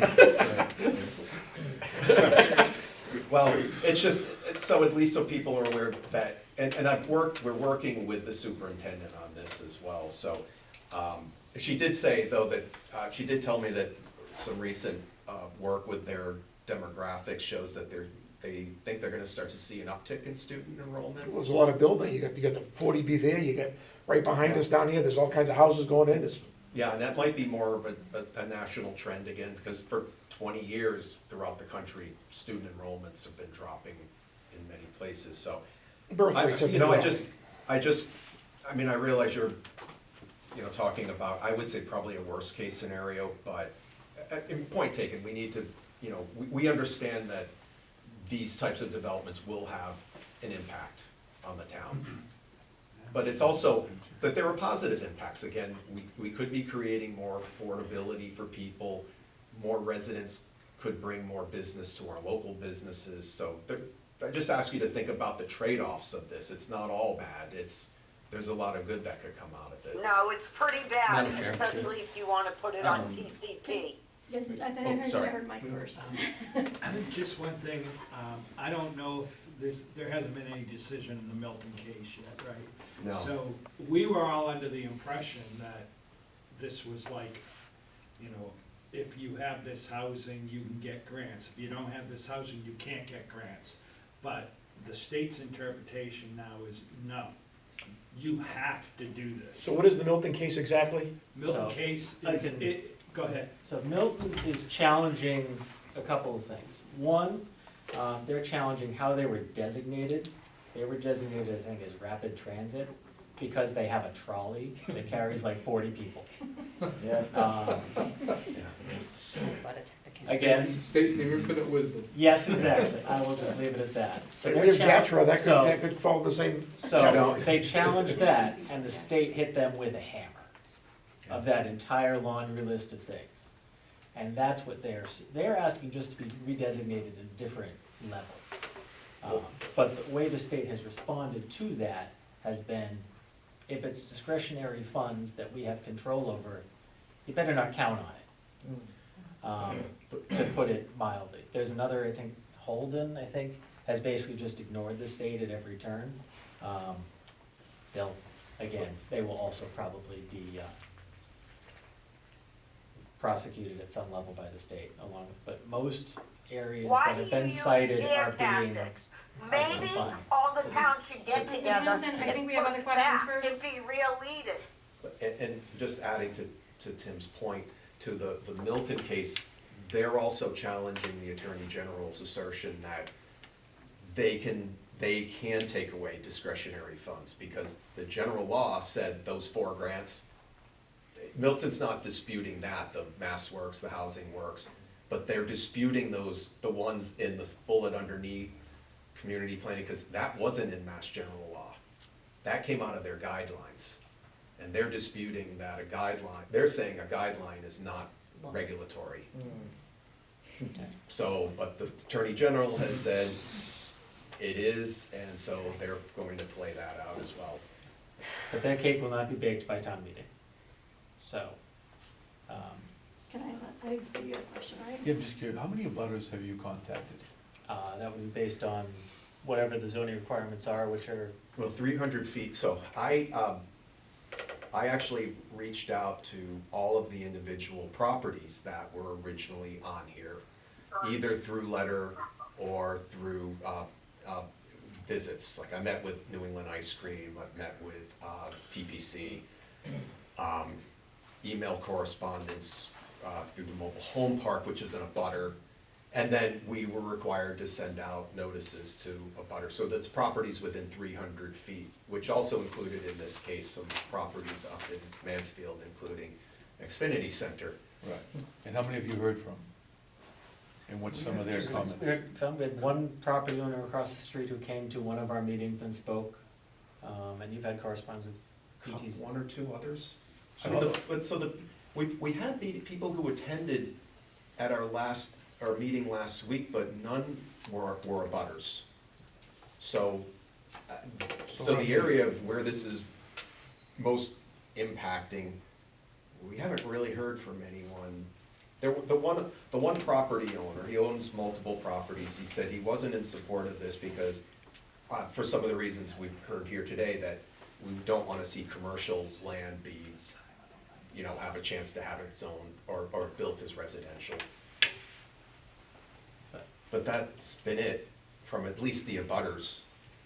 I will say that you look at the timeline in the chart of the amount of time that we've spent looking at this, it's gotta be a year and a half, year and 3/4.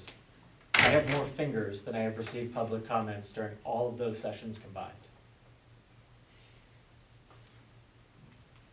You spent a year and a half and you come up with a plan with 1,700 instead of So- 750? I would encourage you to participate in the next planning board meeting, Ms. Winston, thank you. Yeah, Just how another- about you do what's right for the citizens, sir?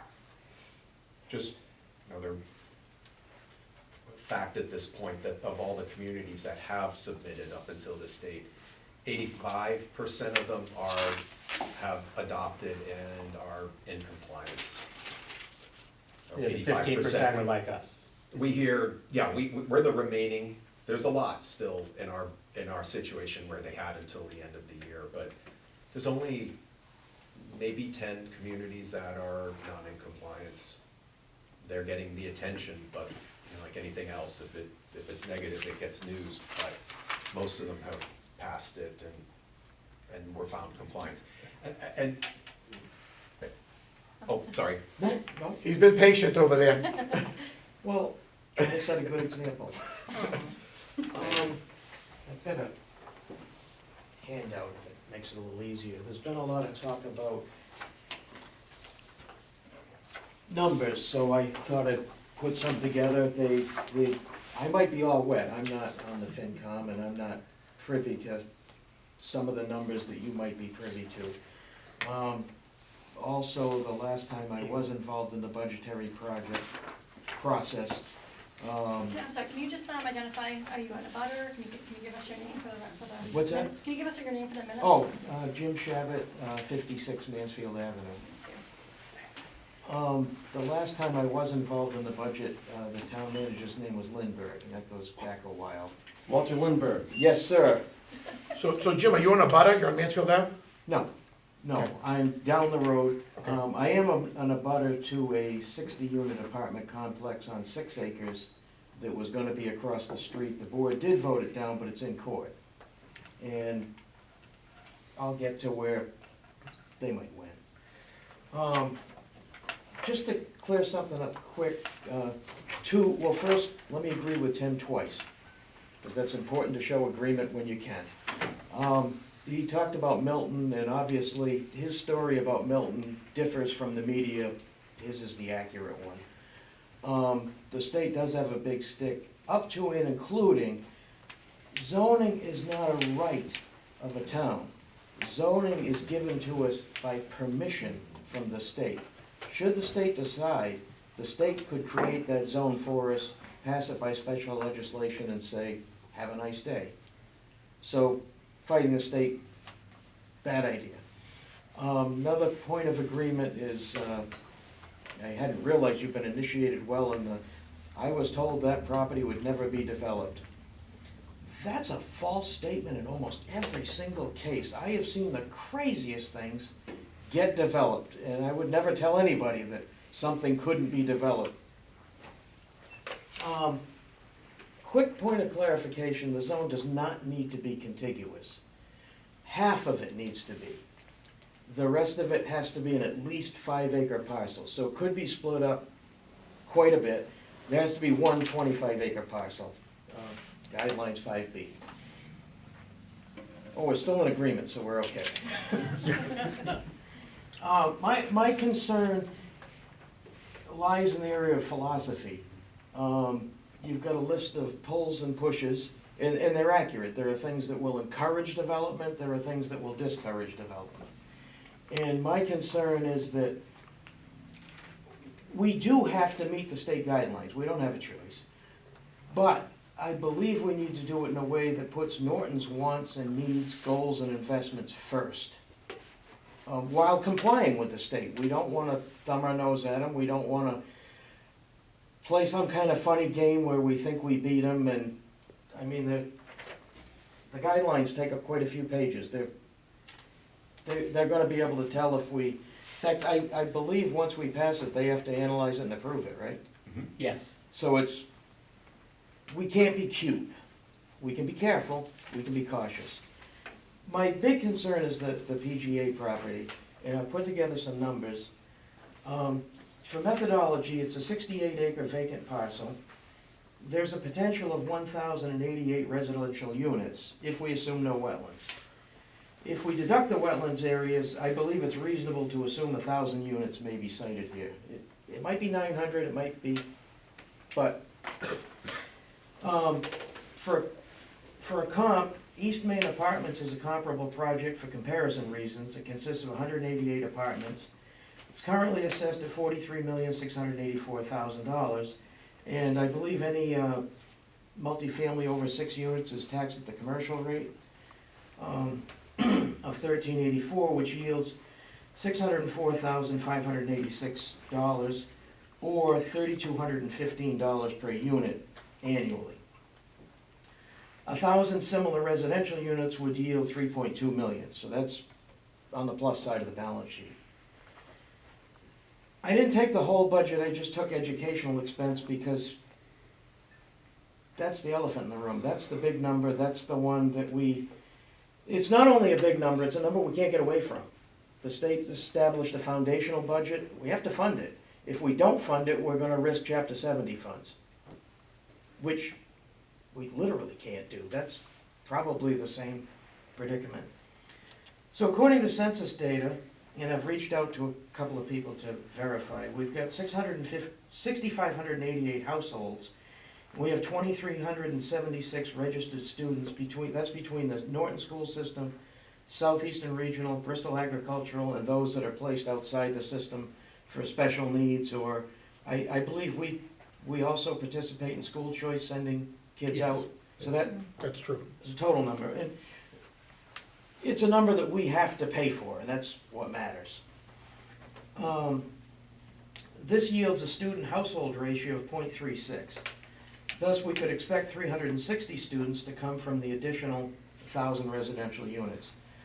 I do agree that multifamily, often you'll see less young people. At the same time, affordable, you're gonna see more. We also have the mandate from the state that says they must be suitable for families. That's written 3 or 4 times in the guidelines. So I think we can argue up and down, but I think level is probably a reasonable assumption. That would be an estimated cost of $5,356,440 annually for the educational costs of 360 students.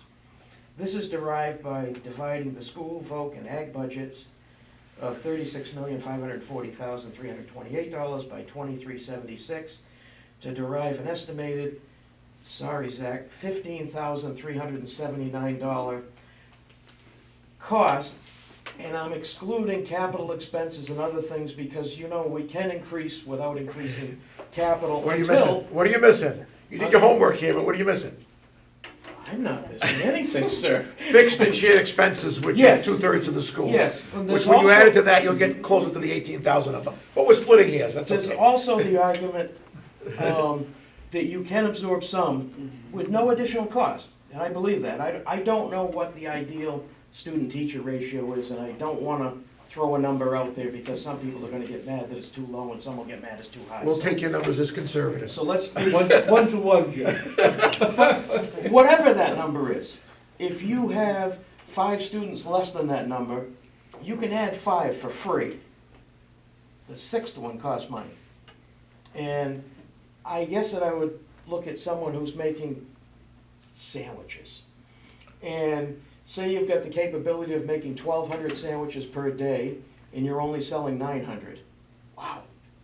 There's 300 sandwiches a day with just the food cost, which I'm gonna guess is a third. All right, it's less than that, isn't it? Oh, okay.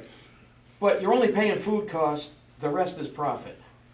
1,220 sandwiches, and that ain't good until you get to the next one. So I do realize that, but we're looking at numbers that I think exceed the free, but they fall short of affecting fixed costs. I don't think we're gonna have to build another school. I could be wrong on that. I didn't think we had to build a school when we built the middle school, and now it needs a roof? So what happens there is we end up with, and this is not what we will end up with, this is the risk. It's a risk we're taking, it's not for certain. But the risk is a deficit of $2,336,440, which reduces the available per student funding to $14,525, and I didn't put the number there, but I think it was roughly $600 a student less that we have to spend on each child. I've got 50 cents for a word. I believe that would produce a deleterious effect on the students. At the same time, that brings us very close to funding below the foundational budget. We can't do that. We have to fund at least to the foundational budget. What we would have to do is take money from public safety, whether we can or we can't. We would have to. Because if we go below the foundational budget, we lose the Chapter 70 funds. We're sunk. So the way I'm looking at it, it's a risk that I don't believe we can take. I think we can minimize it. I agree with Tim that for this town meeting, if we don't go to another special town meeting before the end of the year, which is a really tall order, we need to look at this site. I don't think I can think of a bunch of sites, and I named a couple before I got cut off, but you were right to do so, that would have been better. But the best we can do at this point, I think, is to make it safe. I've come up with a couple of different plans or whatever. If we need to, I believe we can come up with an amendment to offer on the town meeting floor to make it safe. Even then, townspeople might vote it down. But I think our best way to make it safe is to include as much developed property as possible in that area and cut the TPC piece as much as possible. And Madam Chair, are we stuck to that property though, as far as the basis for this town meeting? It's not like we can't do something over by South Washington Street somewhere? I would say that those property owners haven't been noticed, so that they would not necessarily have been informed to show up to our hearings or show up to town meeting that, hey, your property is gonna be discussed. also, you spoke to the multifamilies and not going back to the water. It wouldn't matter because that land is owned by the town behind them. And town-owned land is not allowed to be counted as part of this 50 acres. So even if we made the zone to include it, it wouldn't be included in the actual calculations. And obviously, since it's town-owned, Oh, we're not built that. I would be really surprised. You're not looking to build apartments there, are you? Didn't think so.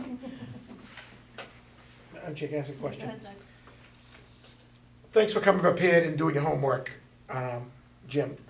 And I was So my civil. question, I based was on what I just civil. hit, what's that? I was civil, you're welcome. Yeah. So my question is, so what happens if, just taking off this, strictly off the top of my head, you cut it down to 25 acres up here on Mansfield Ave, and then you take some land that could never be developed, like the end of Union Street, where the Schmack landfill is, or where the dump is, what is it, on Hill Street? Is it Hill Street, where the dump is? What is it? Hill Street. Hill Street, yeah, where the dump is, and you lay a section in there, because he said he can divide it. I'm just saying, or even Elm Street here, where you got a radioactive site, maybe somebody wants to develop it if you zone it, you know? You don't have a buyer right now. I don't know, I'm just throwing it out there. Those are. And I think your numbers his numbers are very conservative, because he's assuming there's no special need kids coming in and everything else. Very conservative. What I was assuming that nothing I would say would be inflammatory. I'm not gonna quibble with Jim's numbers. In broad, do I think he's overestimating the number of units? Maybe a little bit. Do I think he's roughly speaking what I know is what I agree with? Yes. My board was tasked a comply with the state requirement. So, that's what we did. The only thing I would add, because we haven't seen it, and that's fine, I think, but it all sounds like the numbers are when everything comes together at once. That everything hits, and that typically doesn't happen. No. Things get built out over time, and as we know, with student populations, they grow, they shrink. You know, it's not like, you know, our favorite subject of sewer, where, you know, that's a constant. That's not with students. And so you will have peaks, as the town will, and it'll have declines as it's been doing. So I when I'm hearing this, like, oh, the numbers are interesting, but I'm like, is this all at once that it's hitting? Because No, it is but we not. don't wanna Okay. be on this trajectory. Right, right. We've been on this trajectory, it seems, for years. Yeah. Where we're taking stuff away, and now Right. it's just kind of added gas to the fire, and maybe it's a slow burn, maybe it's diesel, but it's, you know, it's that trajectory, we wanna get out of this trajectory somehow. But the rest of the potential penalties for not moving forward could be very pricey too in the long haul. Now, are you taking both articles at the same time, or is there gonna be another discussion on the actual? Because you got two articles, one for the map and one for the language. Well, they haven't finished everything up, so for me, if you're asking me, I would say, we wouldn't vote on it today till we see the final product. Can I raise a concern of, are the warrants due, The 9th. that was the 14th? Right, we have final, we're meeting on the 8th, so we'll have time to make that one, the map changes. I don't know if because our next meeting is on the 7th, right, and then the warrants due 14th.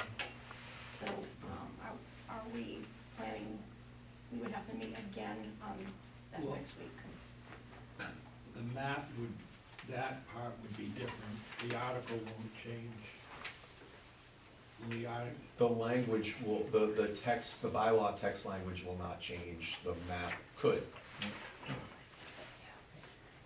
So that's what The the idea board- being that if Serpent comes back, looks at the wetlands and says, your line for the TPC covers 85% of the lot, our decision would be, does that move the needle for us to do that? And we'll have to make that choice. But the language, we're not touching the language, Right, we're done. It's just Article 20 that might have some map change. And what it could be, you know, where that line is and whether we choose to include it or not. So you might not be able to vote on that one until the night of town meeting. The night of town meeting? Okay. Question, Peter? I'm on 157 Mansfield Avenue, is my property not affected by that? It is not, is that what you're saying? It is not. Thank you. Go ahead. Yeah, I would like to address the language. There's a couple of things in here that, to me, are concerning. One is if you look through it, the minimum lot size is 5,000 square feet and 75 feet of frontage. Which page you on, Jimmy? Go on. I don't know.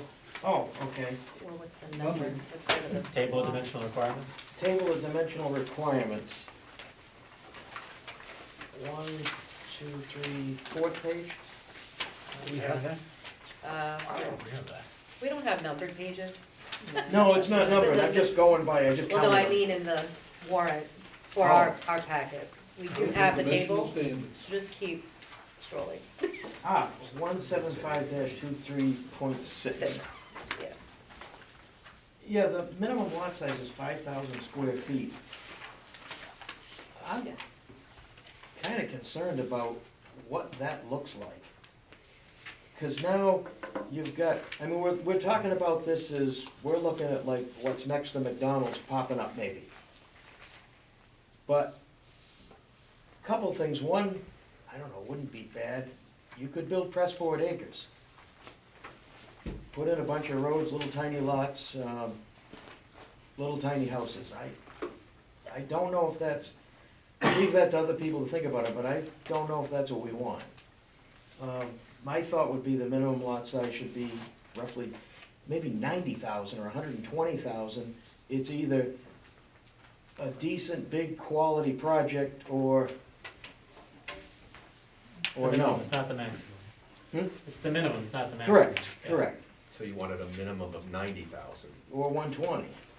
Something that would ensure that if we do get a project, it's substantial.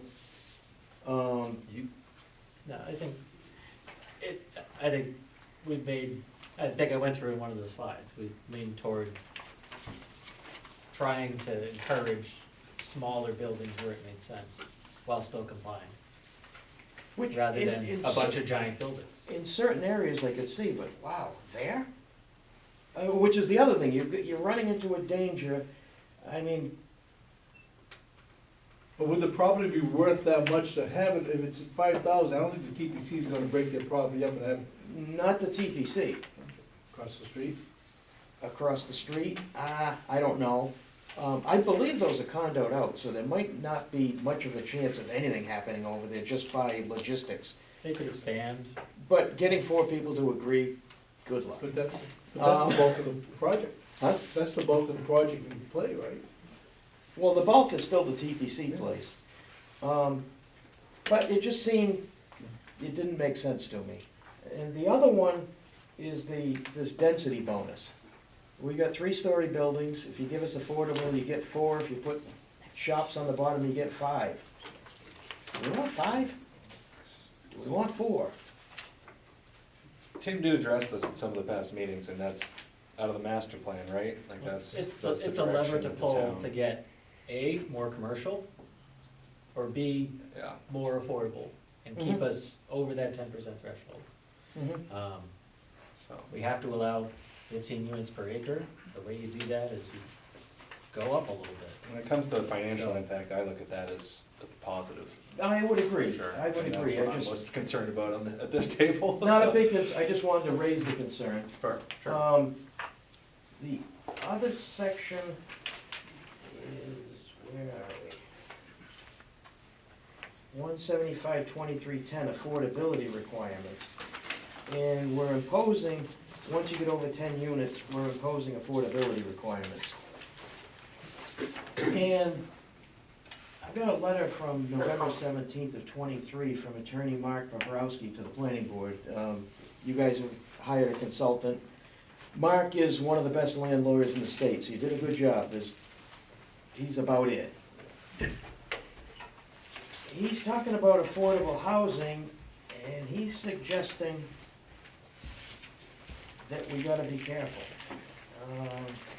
And that is, I will say, And- that's the reason that we're going through a zoning recodification process with, Right, in that there are portions of the bylaw that, I'll say, in his opinion, leave the town open to potential legal action in some ways. correct, and I believe, And I'll and you know stop what, there. I wanna be polite, and I don't wanna say much because you can't comment, and it wouldn't be fair for me to speculate too much.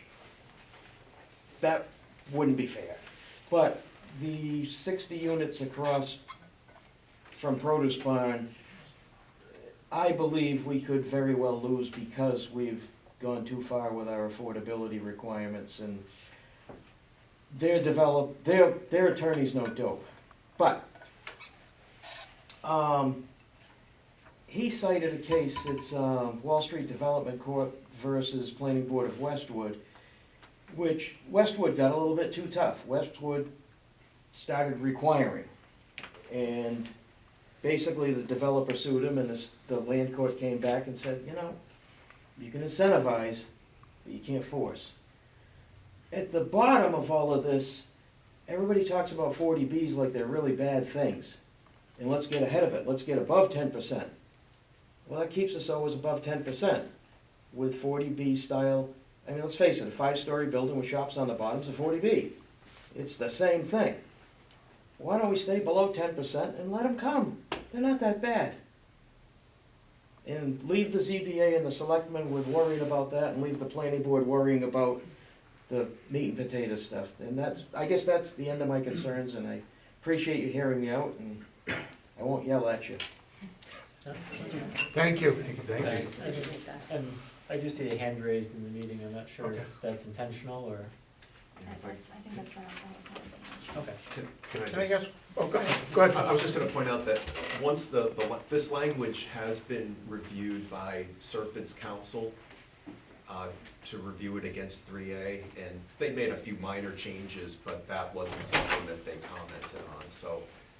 You may be very right, but they didn't flag it as Correct. as a concern Correct. on the. And we've also been in coordination with the zoning recodification process to plug all of this together, Mhm. in theory, when we come to Springtown meeting. And we have another fun discussion. But here's an Oh, entirely. wait, you're in really good hands, so. Yeah, Mark's great. Kevin, Madam do you have a Chair, I question? wanted to ask, so you can put this overlay district to include existing structures, like across the street, for example. Yeah, So it doesn't have to be developable land, it could be already developed. Mhm. Yes. we're including a number of developed properties right now, yeah. So to the, you mentioned East Main Apartments, could you just zone that property under this requirement? Already developed? 19.24 acres. Complying with the How much is state it? guidelines. 19.24 acres. 19? 19. Yeah, so Norton Glen is 23. Eureka, I think that was low 20s. complying with the state requirements, you can put it wherever you want. We went through a whole site selection process and put us where we are here. For the purposes of October town meeting, this is the only property that was noticed, Correct. so. But you could, if for some reason it fails, you could go back and start picking existing developed sites that already have that density requirement built in, like the East Main Apartments, for example. They can be anywhere, doesn't matter what it is now. It Yeah. can just be anywhere. So why wouldn't we pick something that's already have the people in it? We, in Yeah, our do it initial before the end draft, of we the year. had That's New England Ice Cream and the 40B in the property. We needed additional lots to get to that. We But still if would you have can- needed more. If you than can, New I'm England sorry, Ice Cream. I should go through, but if you can split it out, as long as you have at least half the 50 acres on one lot, you could find other lots that add up to the other Yes, that acreage. would have, You could do this. You yes. could pick existing multi-developed, dense residential properties and, If we you went can back in find- time 9 months, I could definitely do that, yes. okay. And Jim? Go ahead, Zach. So what's stopping, say I owned the TPC, and somebody came to me and said, hey, why don't you go build a golf course someplace else? We'll give you $100 million, and we're gonna make this whole place stacks of condos under this plan. What's stopping us doing that? Just to, it's not the course, there's one lot in front of the course. I thought it goes back into the course, no? It's all vacant. Well, it's the part that makes the driveway look nice and fancy, like nobody's there and it's just them, you know? No, okay, just I that part. personally, if I'm not golf course, I keep that driveway looking pretty, but I'm not a golfer, so. So we're not, the golf course itself is not part of this overlay, it's just. I the thought it went back property into front. the, That parcel goes pretty far back. The golf They course could- goes pretty close to Oak Street. They could choose to develop the front portion. just a little bit. They could put a stack of condos there, sell them to people who wanna live next to a golf course, and stop, and not do anything else. They could keep it as is. They don't need to sell it to anybody. They could develop it as commercial. They could put in something that fits with their aesthetic however they want. There's nothing that's stopping them from doing it now or in the future. So for me, there's a lot of open issues, so my question is, it goes to town meeting, let's say it fails, what happens next? I assume that the select board would look to create a special to try and become compliant by the end of the year. What happens if it rolls into the Springtown meeting? I mean, is it Oh, instant? We'd be We're out out of of, we would be compliance. out of compliance. Until I'm we're not back sure, in. I'm not sure what the state waiver or please be nice to us policy is on this. I would assume that we would need to be making significant good faith efforts and show that. I don't think it's like a bear attack where we can let the state attack Holden and we're still safe. I think they can attack multiple targets. But I- in theory, they would. But if there was- you're working towards a solution, I would think that they would give you Yeah. time. Yeah. That would be the hope. Prudent thing, yeah. That's what we're operating under now, is we're operating under compliance because we have submitted a commitment to work with them on the guidelines. When you say end of the year, you're talking December calendar year or- 31st. Calendar year, not fiscal year. Gavin, you have a question? Yeah, I was just gonna say, to go back to the golf course thing, I understand a lot of the concerns that have been brought up, but I've been following this at the planning board meetings for the past few weeks or whatever. And my feeling on it is, from a financial perspective, you get more taxes from nice property, condos next to a golf course, or we talked about like, some of the, but it's one of the things brought up at the planning board meeting, somebody suggested maybe they would have like golf camp or whatever, like all of those things, stores, top of the shop housing next to a golf course, that's nice housing, that's like, seems to me to bring in more money than if we put a bunch of development in places that don't make sense to try to disincentivize it, and then we've got development in places that aren't walkable, don't make sense for the residents and make the town overall worse. And those things don't end up being top of the shop or having commercial or what have you, and then those end up being a revenue hole. So in my opinion, I really applaud the planning board for trying to do a good job here. As far as the sort of feeling and spirit of Norton goes, which I think a lot of people definitely are very sensitive to, like you said, I lived in the city before I moved to Norton, and I moved here for a reason. Most of the folks who live out in the woods down in Chartley or whatever are nowhere near this. Like, this area is already developed. So I don't know. I think it's a great spot as far as if you're in between a rock and a hard place goes. Just, I think you mentioned Hill Street, right? Somebody I mentioned Hill Street. Yeah, you mentioned the dump on Hill Street. We just had a project apply to go into a commercial property on Hill Street that was at our last meeting. There's an industrially zoned lot, and they wanna have 90 box trucks coming in and out of there. And the residents there are not pleased with the Not potential my traffic backyard. impact. You wanna put a whole bunch of multifamily properties at 15 units an acre on there, you're gonna have even more cars filtering onto those roads too. There's not a place where you put this on the map where people are gonna be, great, I really want that right next to me. Maybe there is, but No, but I you haven't can, met but you that can put it person. on a map where it's becomes a developer, it becomes unappealing to them That's to the develop. challenge. But the state, as part of their compliance review, what Serpent has told us is they're gonna be looking for that. If they think that you've put it, a community has put it in a place where it just doesn't have a chance, you could run the risk of being non-compliant. You know, I just wanna restate too that, you know, we've reached out to abutters and, you know, it hasn't been a hot issue with them. I think like Hill Street, I mean, I know we've just thrown places out. There are areas of this town that you will get people out. And if that's your goal, that's okay, but you might find those harder to get approved than this area. I'm guessing, but I've worked with enough areas of town to know that this is, this area, we didn't know what to expect, that's why we did a little more outreach and people haven't come about, but that might not be true in other areas. But I think, Paul, the main issue is, the financial impact to everybody, whether you live, I live out in the woods at the other end of town. It doesn't affect me at all, but it's gonna affect me in other ways, it might. The units will be the same no matter where they go. The financial impact is gonna be spread to everybody, all corners of the town, and that's the bigger issue, I believe. Right now. Thank you. So, it sounds like, and I don't wanna put words in anyone's mouths, but you had said if this didn't come down from the state, you wouldn't touch it with a 10-foot pole. A lot of people have said they don't believe this is a good idea, so, I'm looking at all these charts and it's saying suitability, put it, the best place. Why not, and I know it was kind of brought up, why not put it in a couple of places that are already developed and those owners will not sell?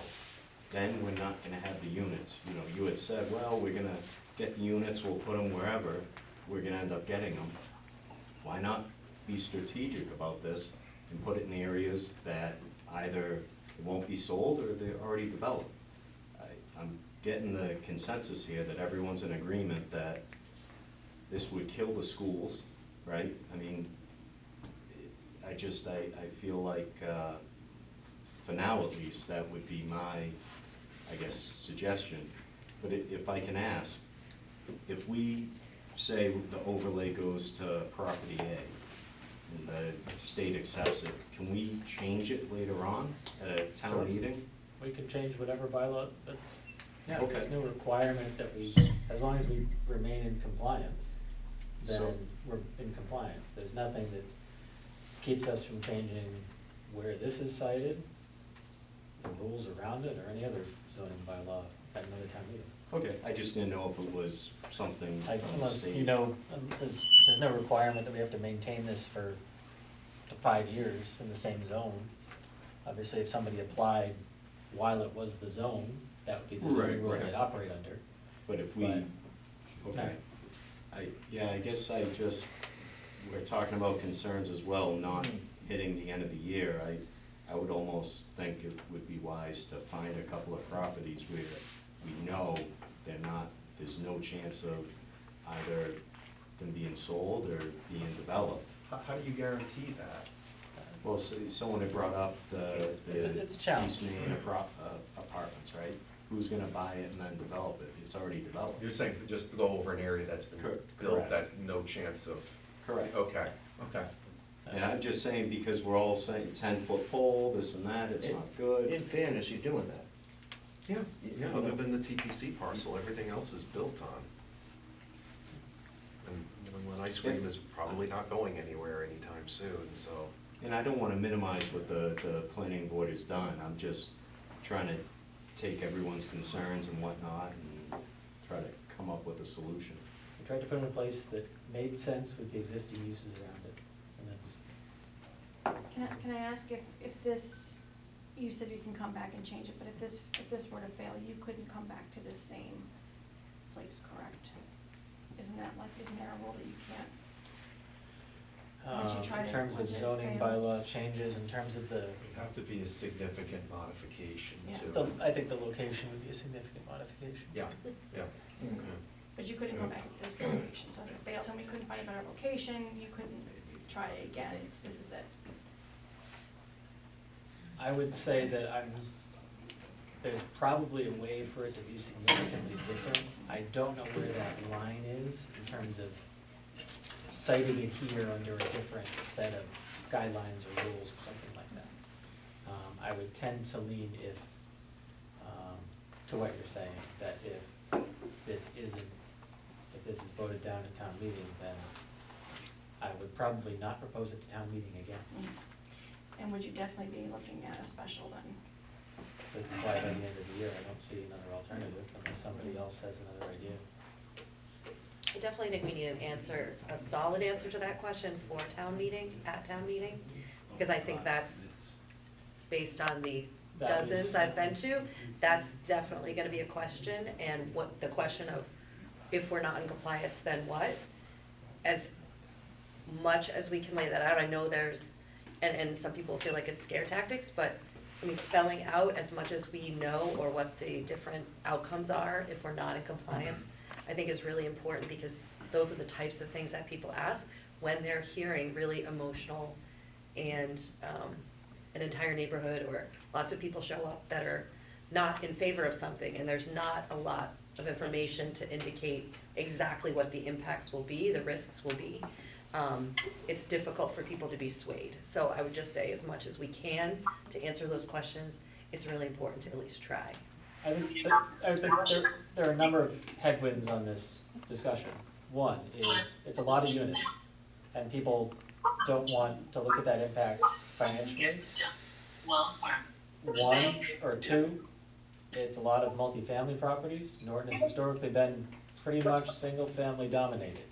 So you're adding in a lot of units in a methodology that Norton generally doesn't like. To approach that, we put it as far away from other single-family houses as we could. Third one is, this is a state mandate, and shocking, people don't like to be told what to do by the state. I don't get to have that luxury. our board was, we were told comply with the state requirement, and this is what we proposed.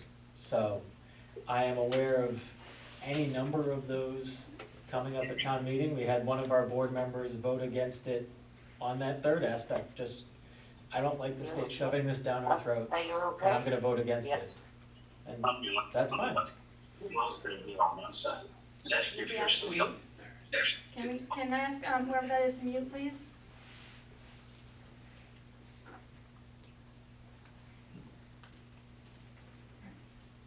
Anyone else questions? I think we should table it as well until the follow-up stuff is done. Relining of the location and stuff, Madam Chair, and we'll look at it again at a subsequent meeting. So it would have to be, if we're waiting for their meeting, it would have to be the night of town meeting. Is that when you wanna wait to vote on that, the article say language too? The language is not being touched. It's the Clear map, on that. it's the map. Just the change. map change, Modification okay. is the map. The language, So- is. Okay. So do we wanna vote on the language? Have to read it. You have to read it. All the language. So, Madam Chair, I make a Yes. motion that we, see if the town will vote to amend the Norton zoning bylaws, chapter 175 of the general code for the purpose of adopting, ratifying, and incorporating therein the following new bylaw entitled Great Woods Overlay District as follows, or take any other relative action thereto, as presented in our warrant in hand. Seconded. Okay, we have a motion and a second. Is that enough information for the motion? Okay. All right, let's go down. Kevin? Yes. Gavin? Yes. Bonnie? Yes. Paula? Yes. Zach? No. Steve? No. Brandon?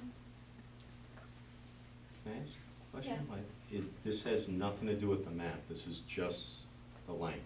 Right. Yes. Paul? Yes. And Trace, are you still with us? Yes. Yes, and I also am a yes.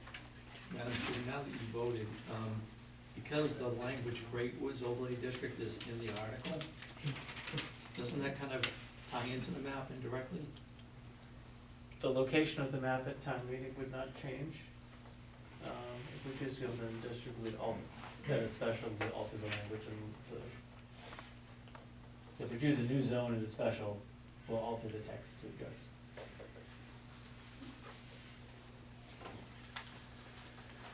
I think there were two notes, right?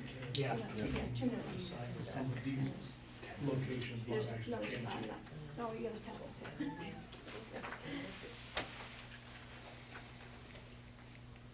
All right. And then we'll table the map to the night of town meeting, and good luck with your meeting. Thank you. Thank you. Thank you, Tim.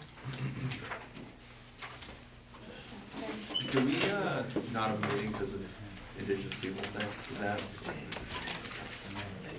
It's like, isn't it? It's always like that. And then they try to make changes, modify them on the phone, but that'd be fine. So that's why we have to read it. Yeah, that makes more sense, that's great. Because then if we have all the information and nothing can change at that point. Yeah, really. Or someone can change it on the floor, but. Yeah, nothing can we'll all change be it. there. Trying to minimize. Mike, what's Usually we're next? there. I ask that you reconsider Article 1. We have two more bills that came forward. One for the Council on Aging and one for the Fire Department. For the Council on Aging, it's a bill to use on for IPAC cases, $49.75. And for the Fire Department, $98.98.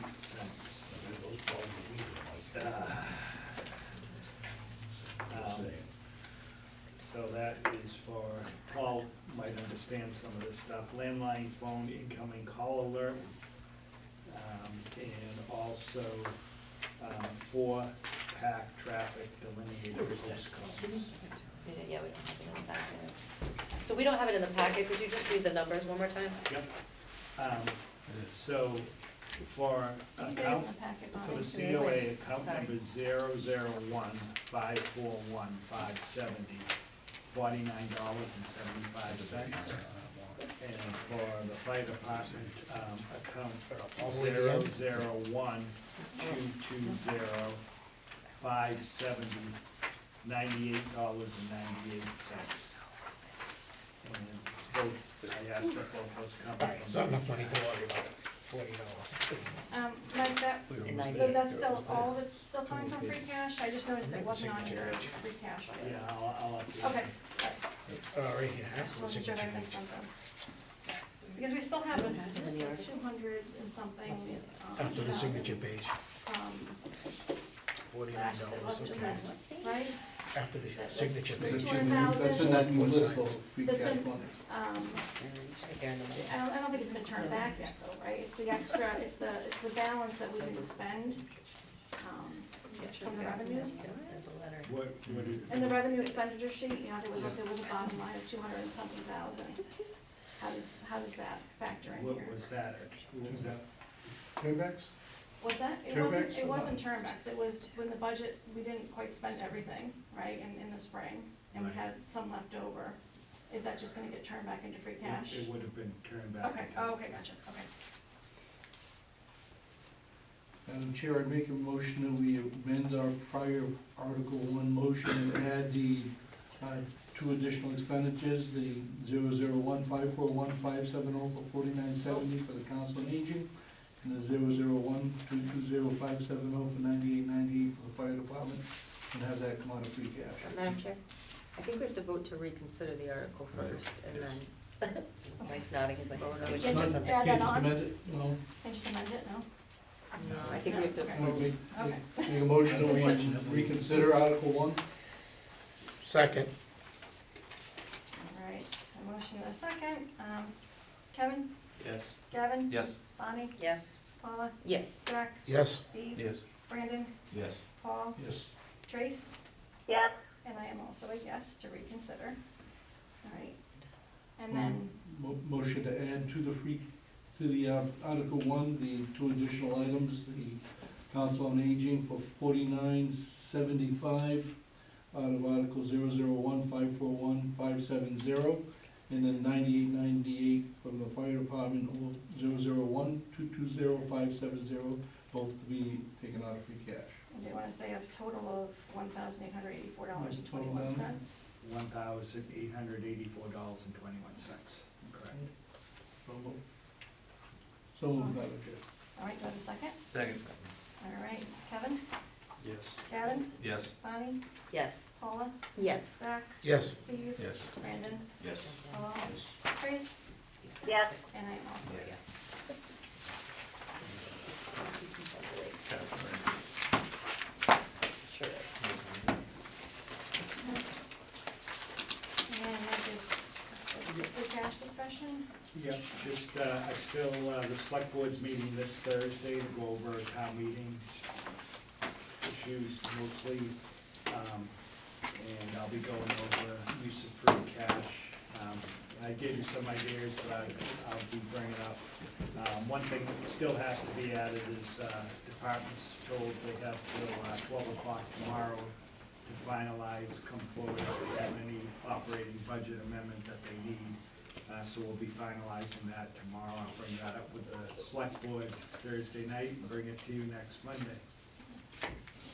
Do you know what the requests are so far? Right now, it's over 900,000. And how many departments haven't you heard from? Smaller departments, I heard from Okay. schools, police, fire. Madam Chair? Yes. Maybe just for any new positions or strictly operating budget supplements to maintain what they I know on town side, I told everyone just expenses, don't be looking to add people. I know, in the town clerk, we're gonna be looking for more money because we're gonna have to have a full-time town clerk. I thought you already hired one, Mike, didn't you? We did, but she's not coming. Okay, so you're back to the drawing board. We'll have to add that to the budget. And Mike, do we have a number on the town hall demo, if that's gonna be out of free cash? No, I wanna tomorrow we have a construction meeting, so, I hope to have that for, Thursday night. Okay. Part of that be the redoing the wall to support the firehouse, but also any of the renovations within the firehouse? That will have nothing to do with any renovations inside the firehouse. It'll just be tearing down the existing town hall and making sure that that wall is done over. Are you saying there's not enough money in the current construction budget, that you may need some free cash? I don't think they'll need any free cash. Okay. I don't know, I'm waiting to see. If they do, it may be minimal. So would that need to be voted on if they have it within their budget? No, it wouldn't have to. Okay. But, what we'll be looking at is we have a number of articles, that have happened through the process. And, there's like over 100,000 there if needed. I think what, maybe need to be voted is, if the senior center came in under, will they, town meeting vote to authorize that money to be part of the tear down of that building? So I'm waiting to see the way that we're gonna word it. But we also have money in articles, that was done for site evaluations throughout the process. There's like 3 or 4 articles where there's like $100,000 available to. Anyone else So, questions? just to clarify, so the select board will be able to review all of the department's budget amendments on this Thursday, so prior to our meeting on Monday? Okay. Anyone else with questions? Mike, do we have, where are we at with minutes? I'll check with Ann. Okay. When, she usually is pretty. We haven't, no, that's I okay. haven't gotten anything from her since August. Okay. Yeah, that'd be great, thanks. Okay. Any other questions? All right, I'll take a motion to adjourn. So moved. Second. All right, Kevin? Yes. Gavin? Yes. Bonnie? Yes. Paula? Yes. Eric? Yes. Steve? Frank? Yes. Paula? Trace? Yeah. And I guess as well. All right, thanks, everyone. So you meant she's still here, yeah. Exactly.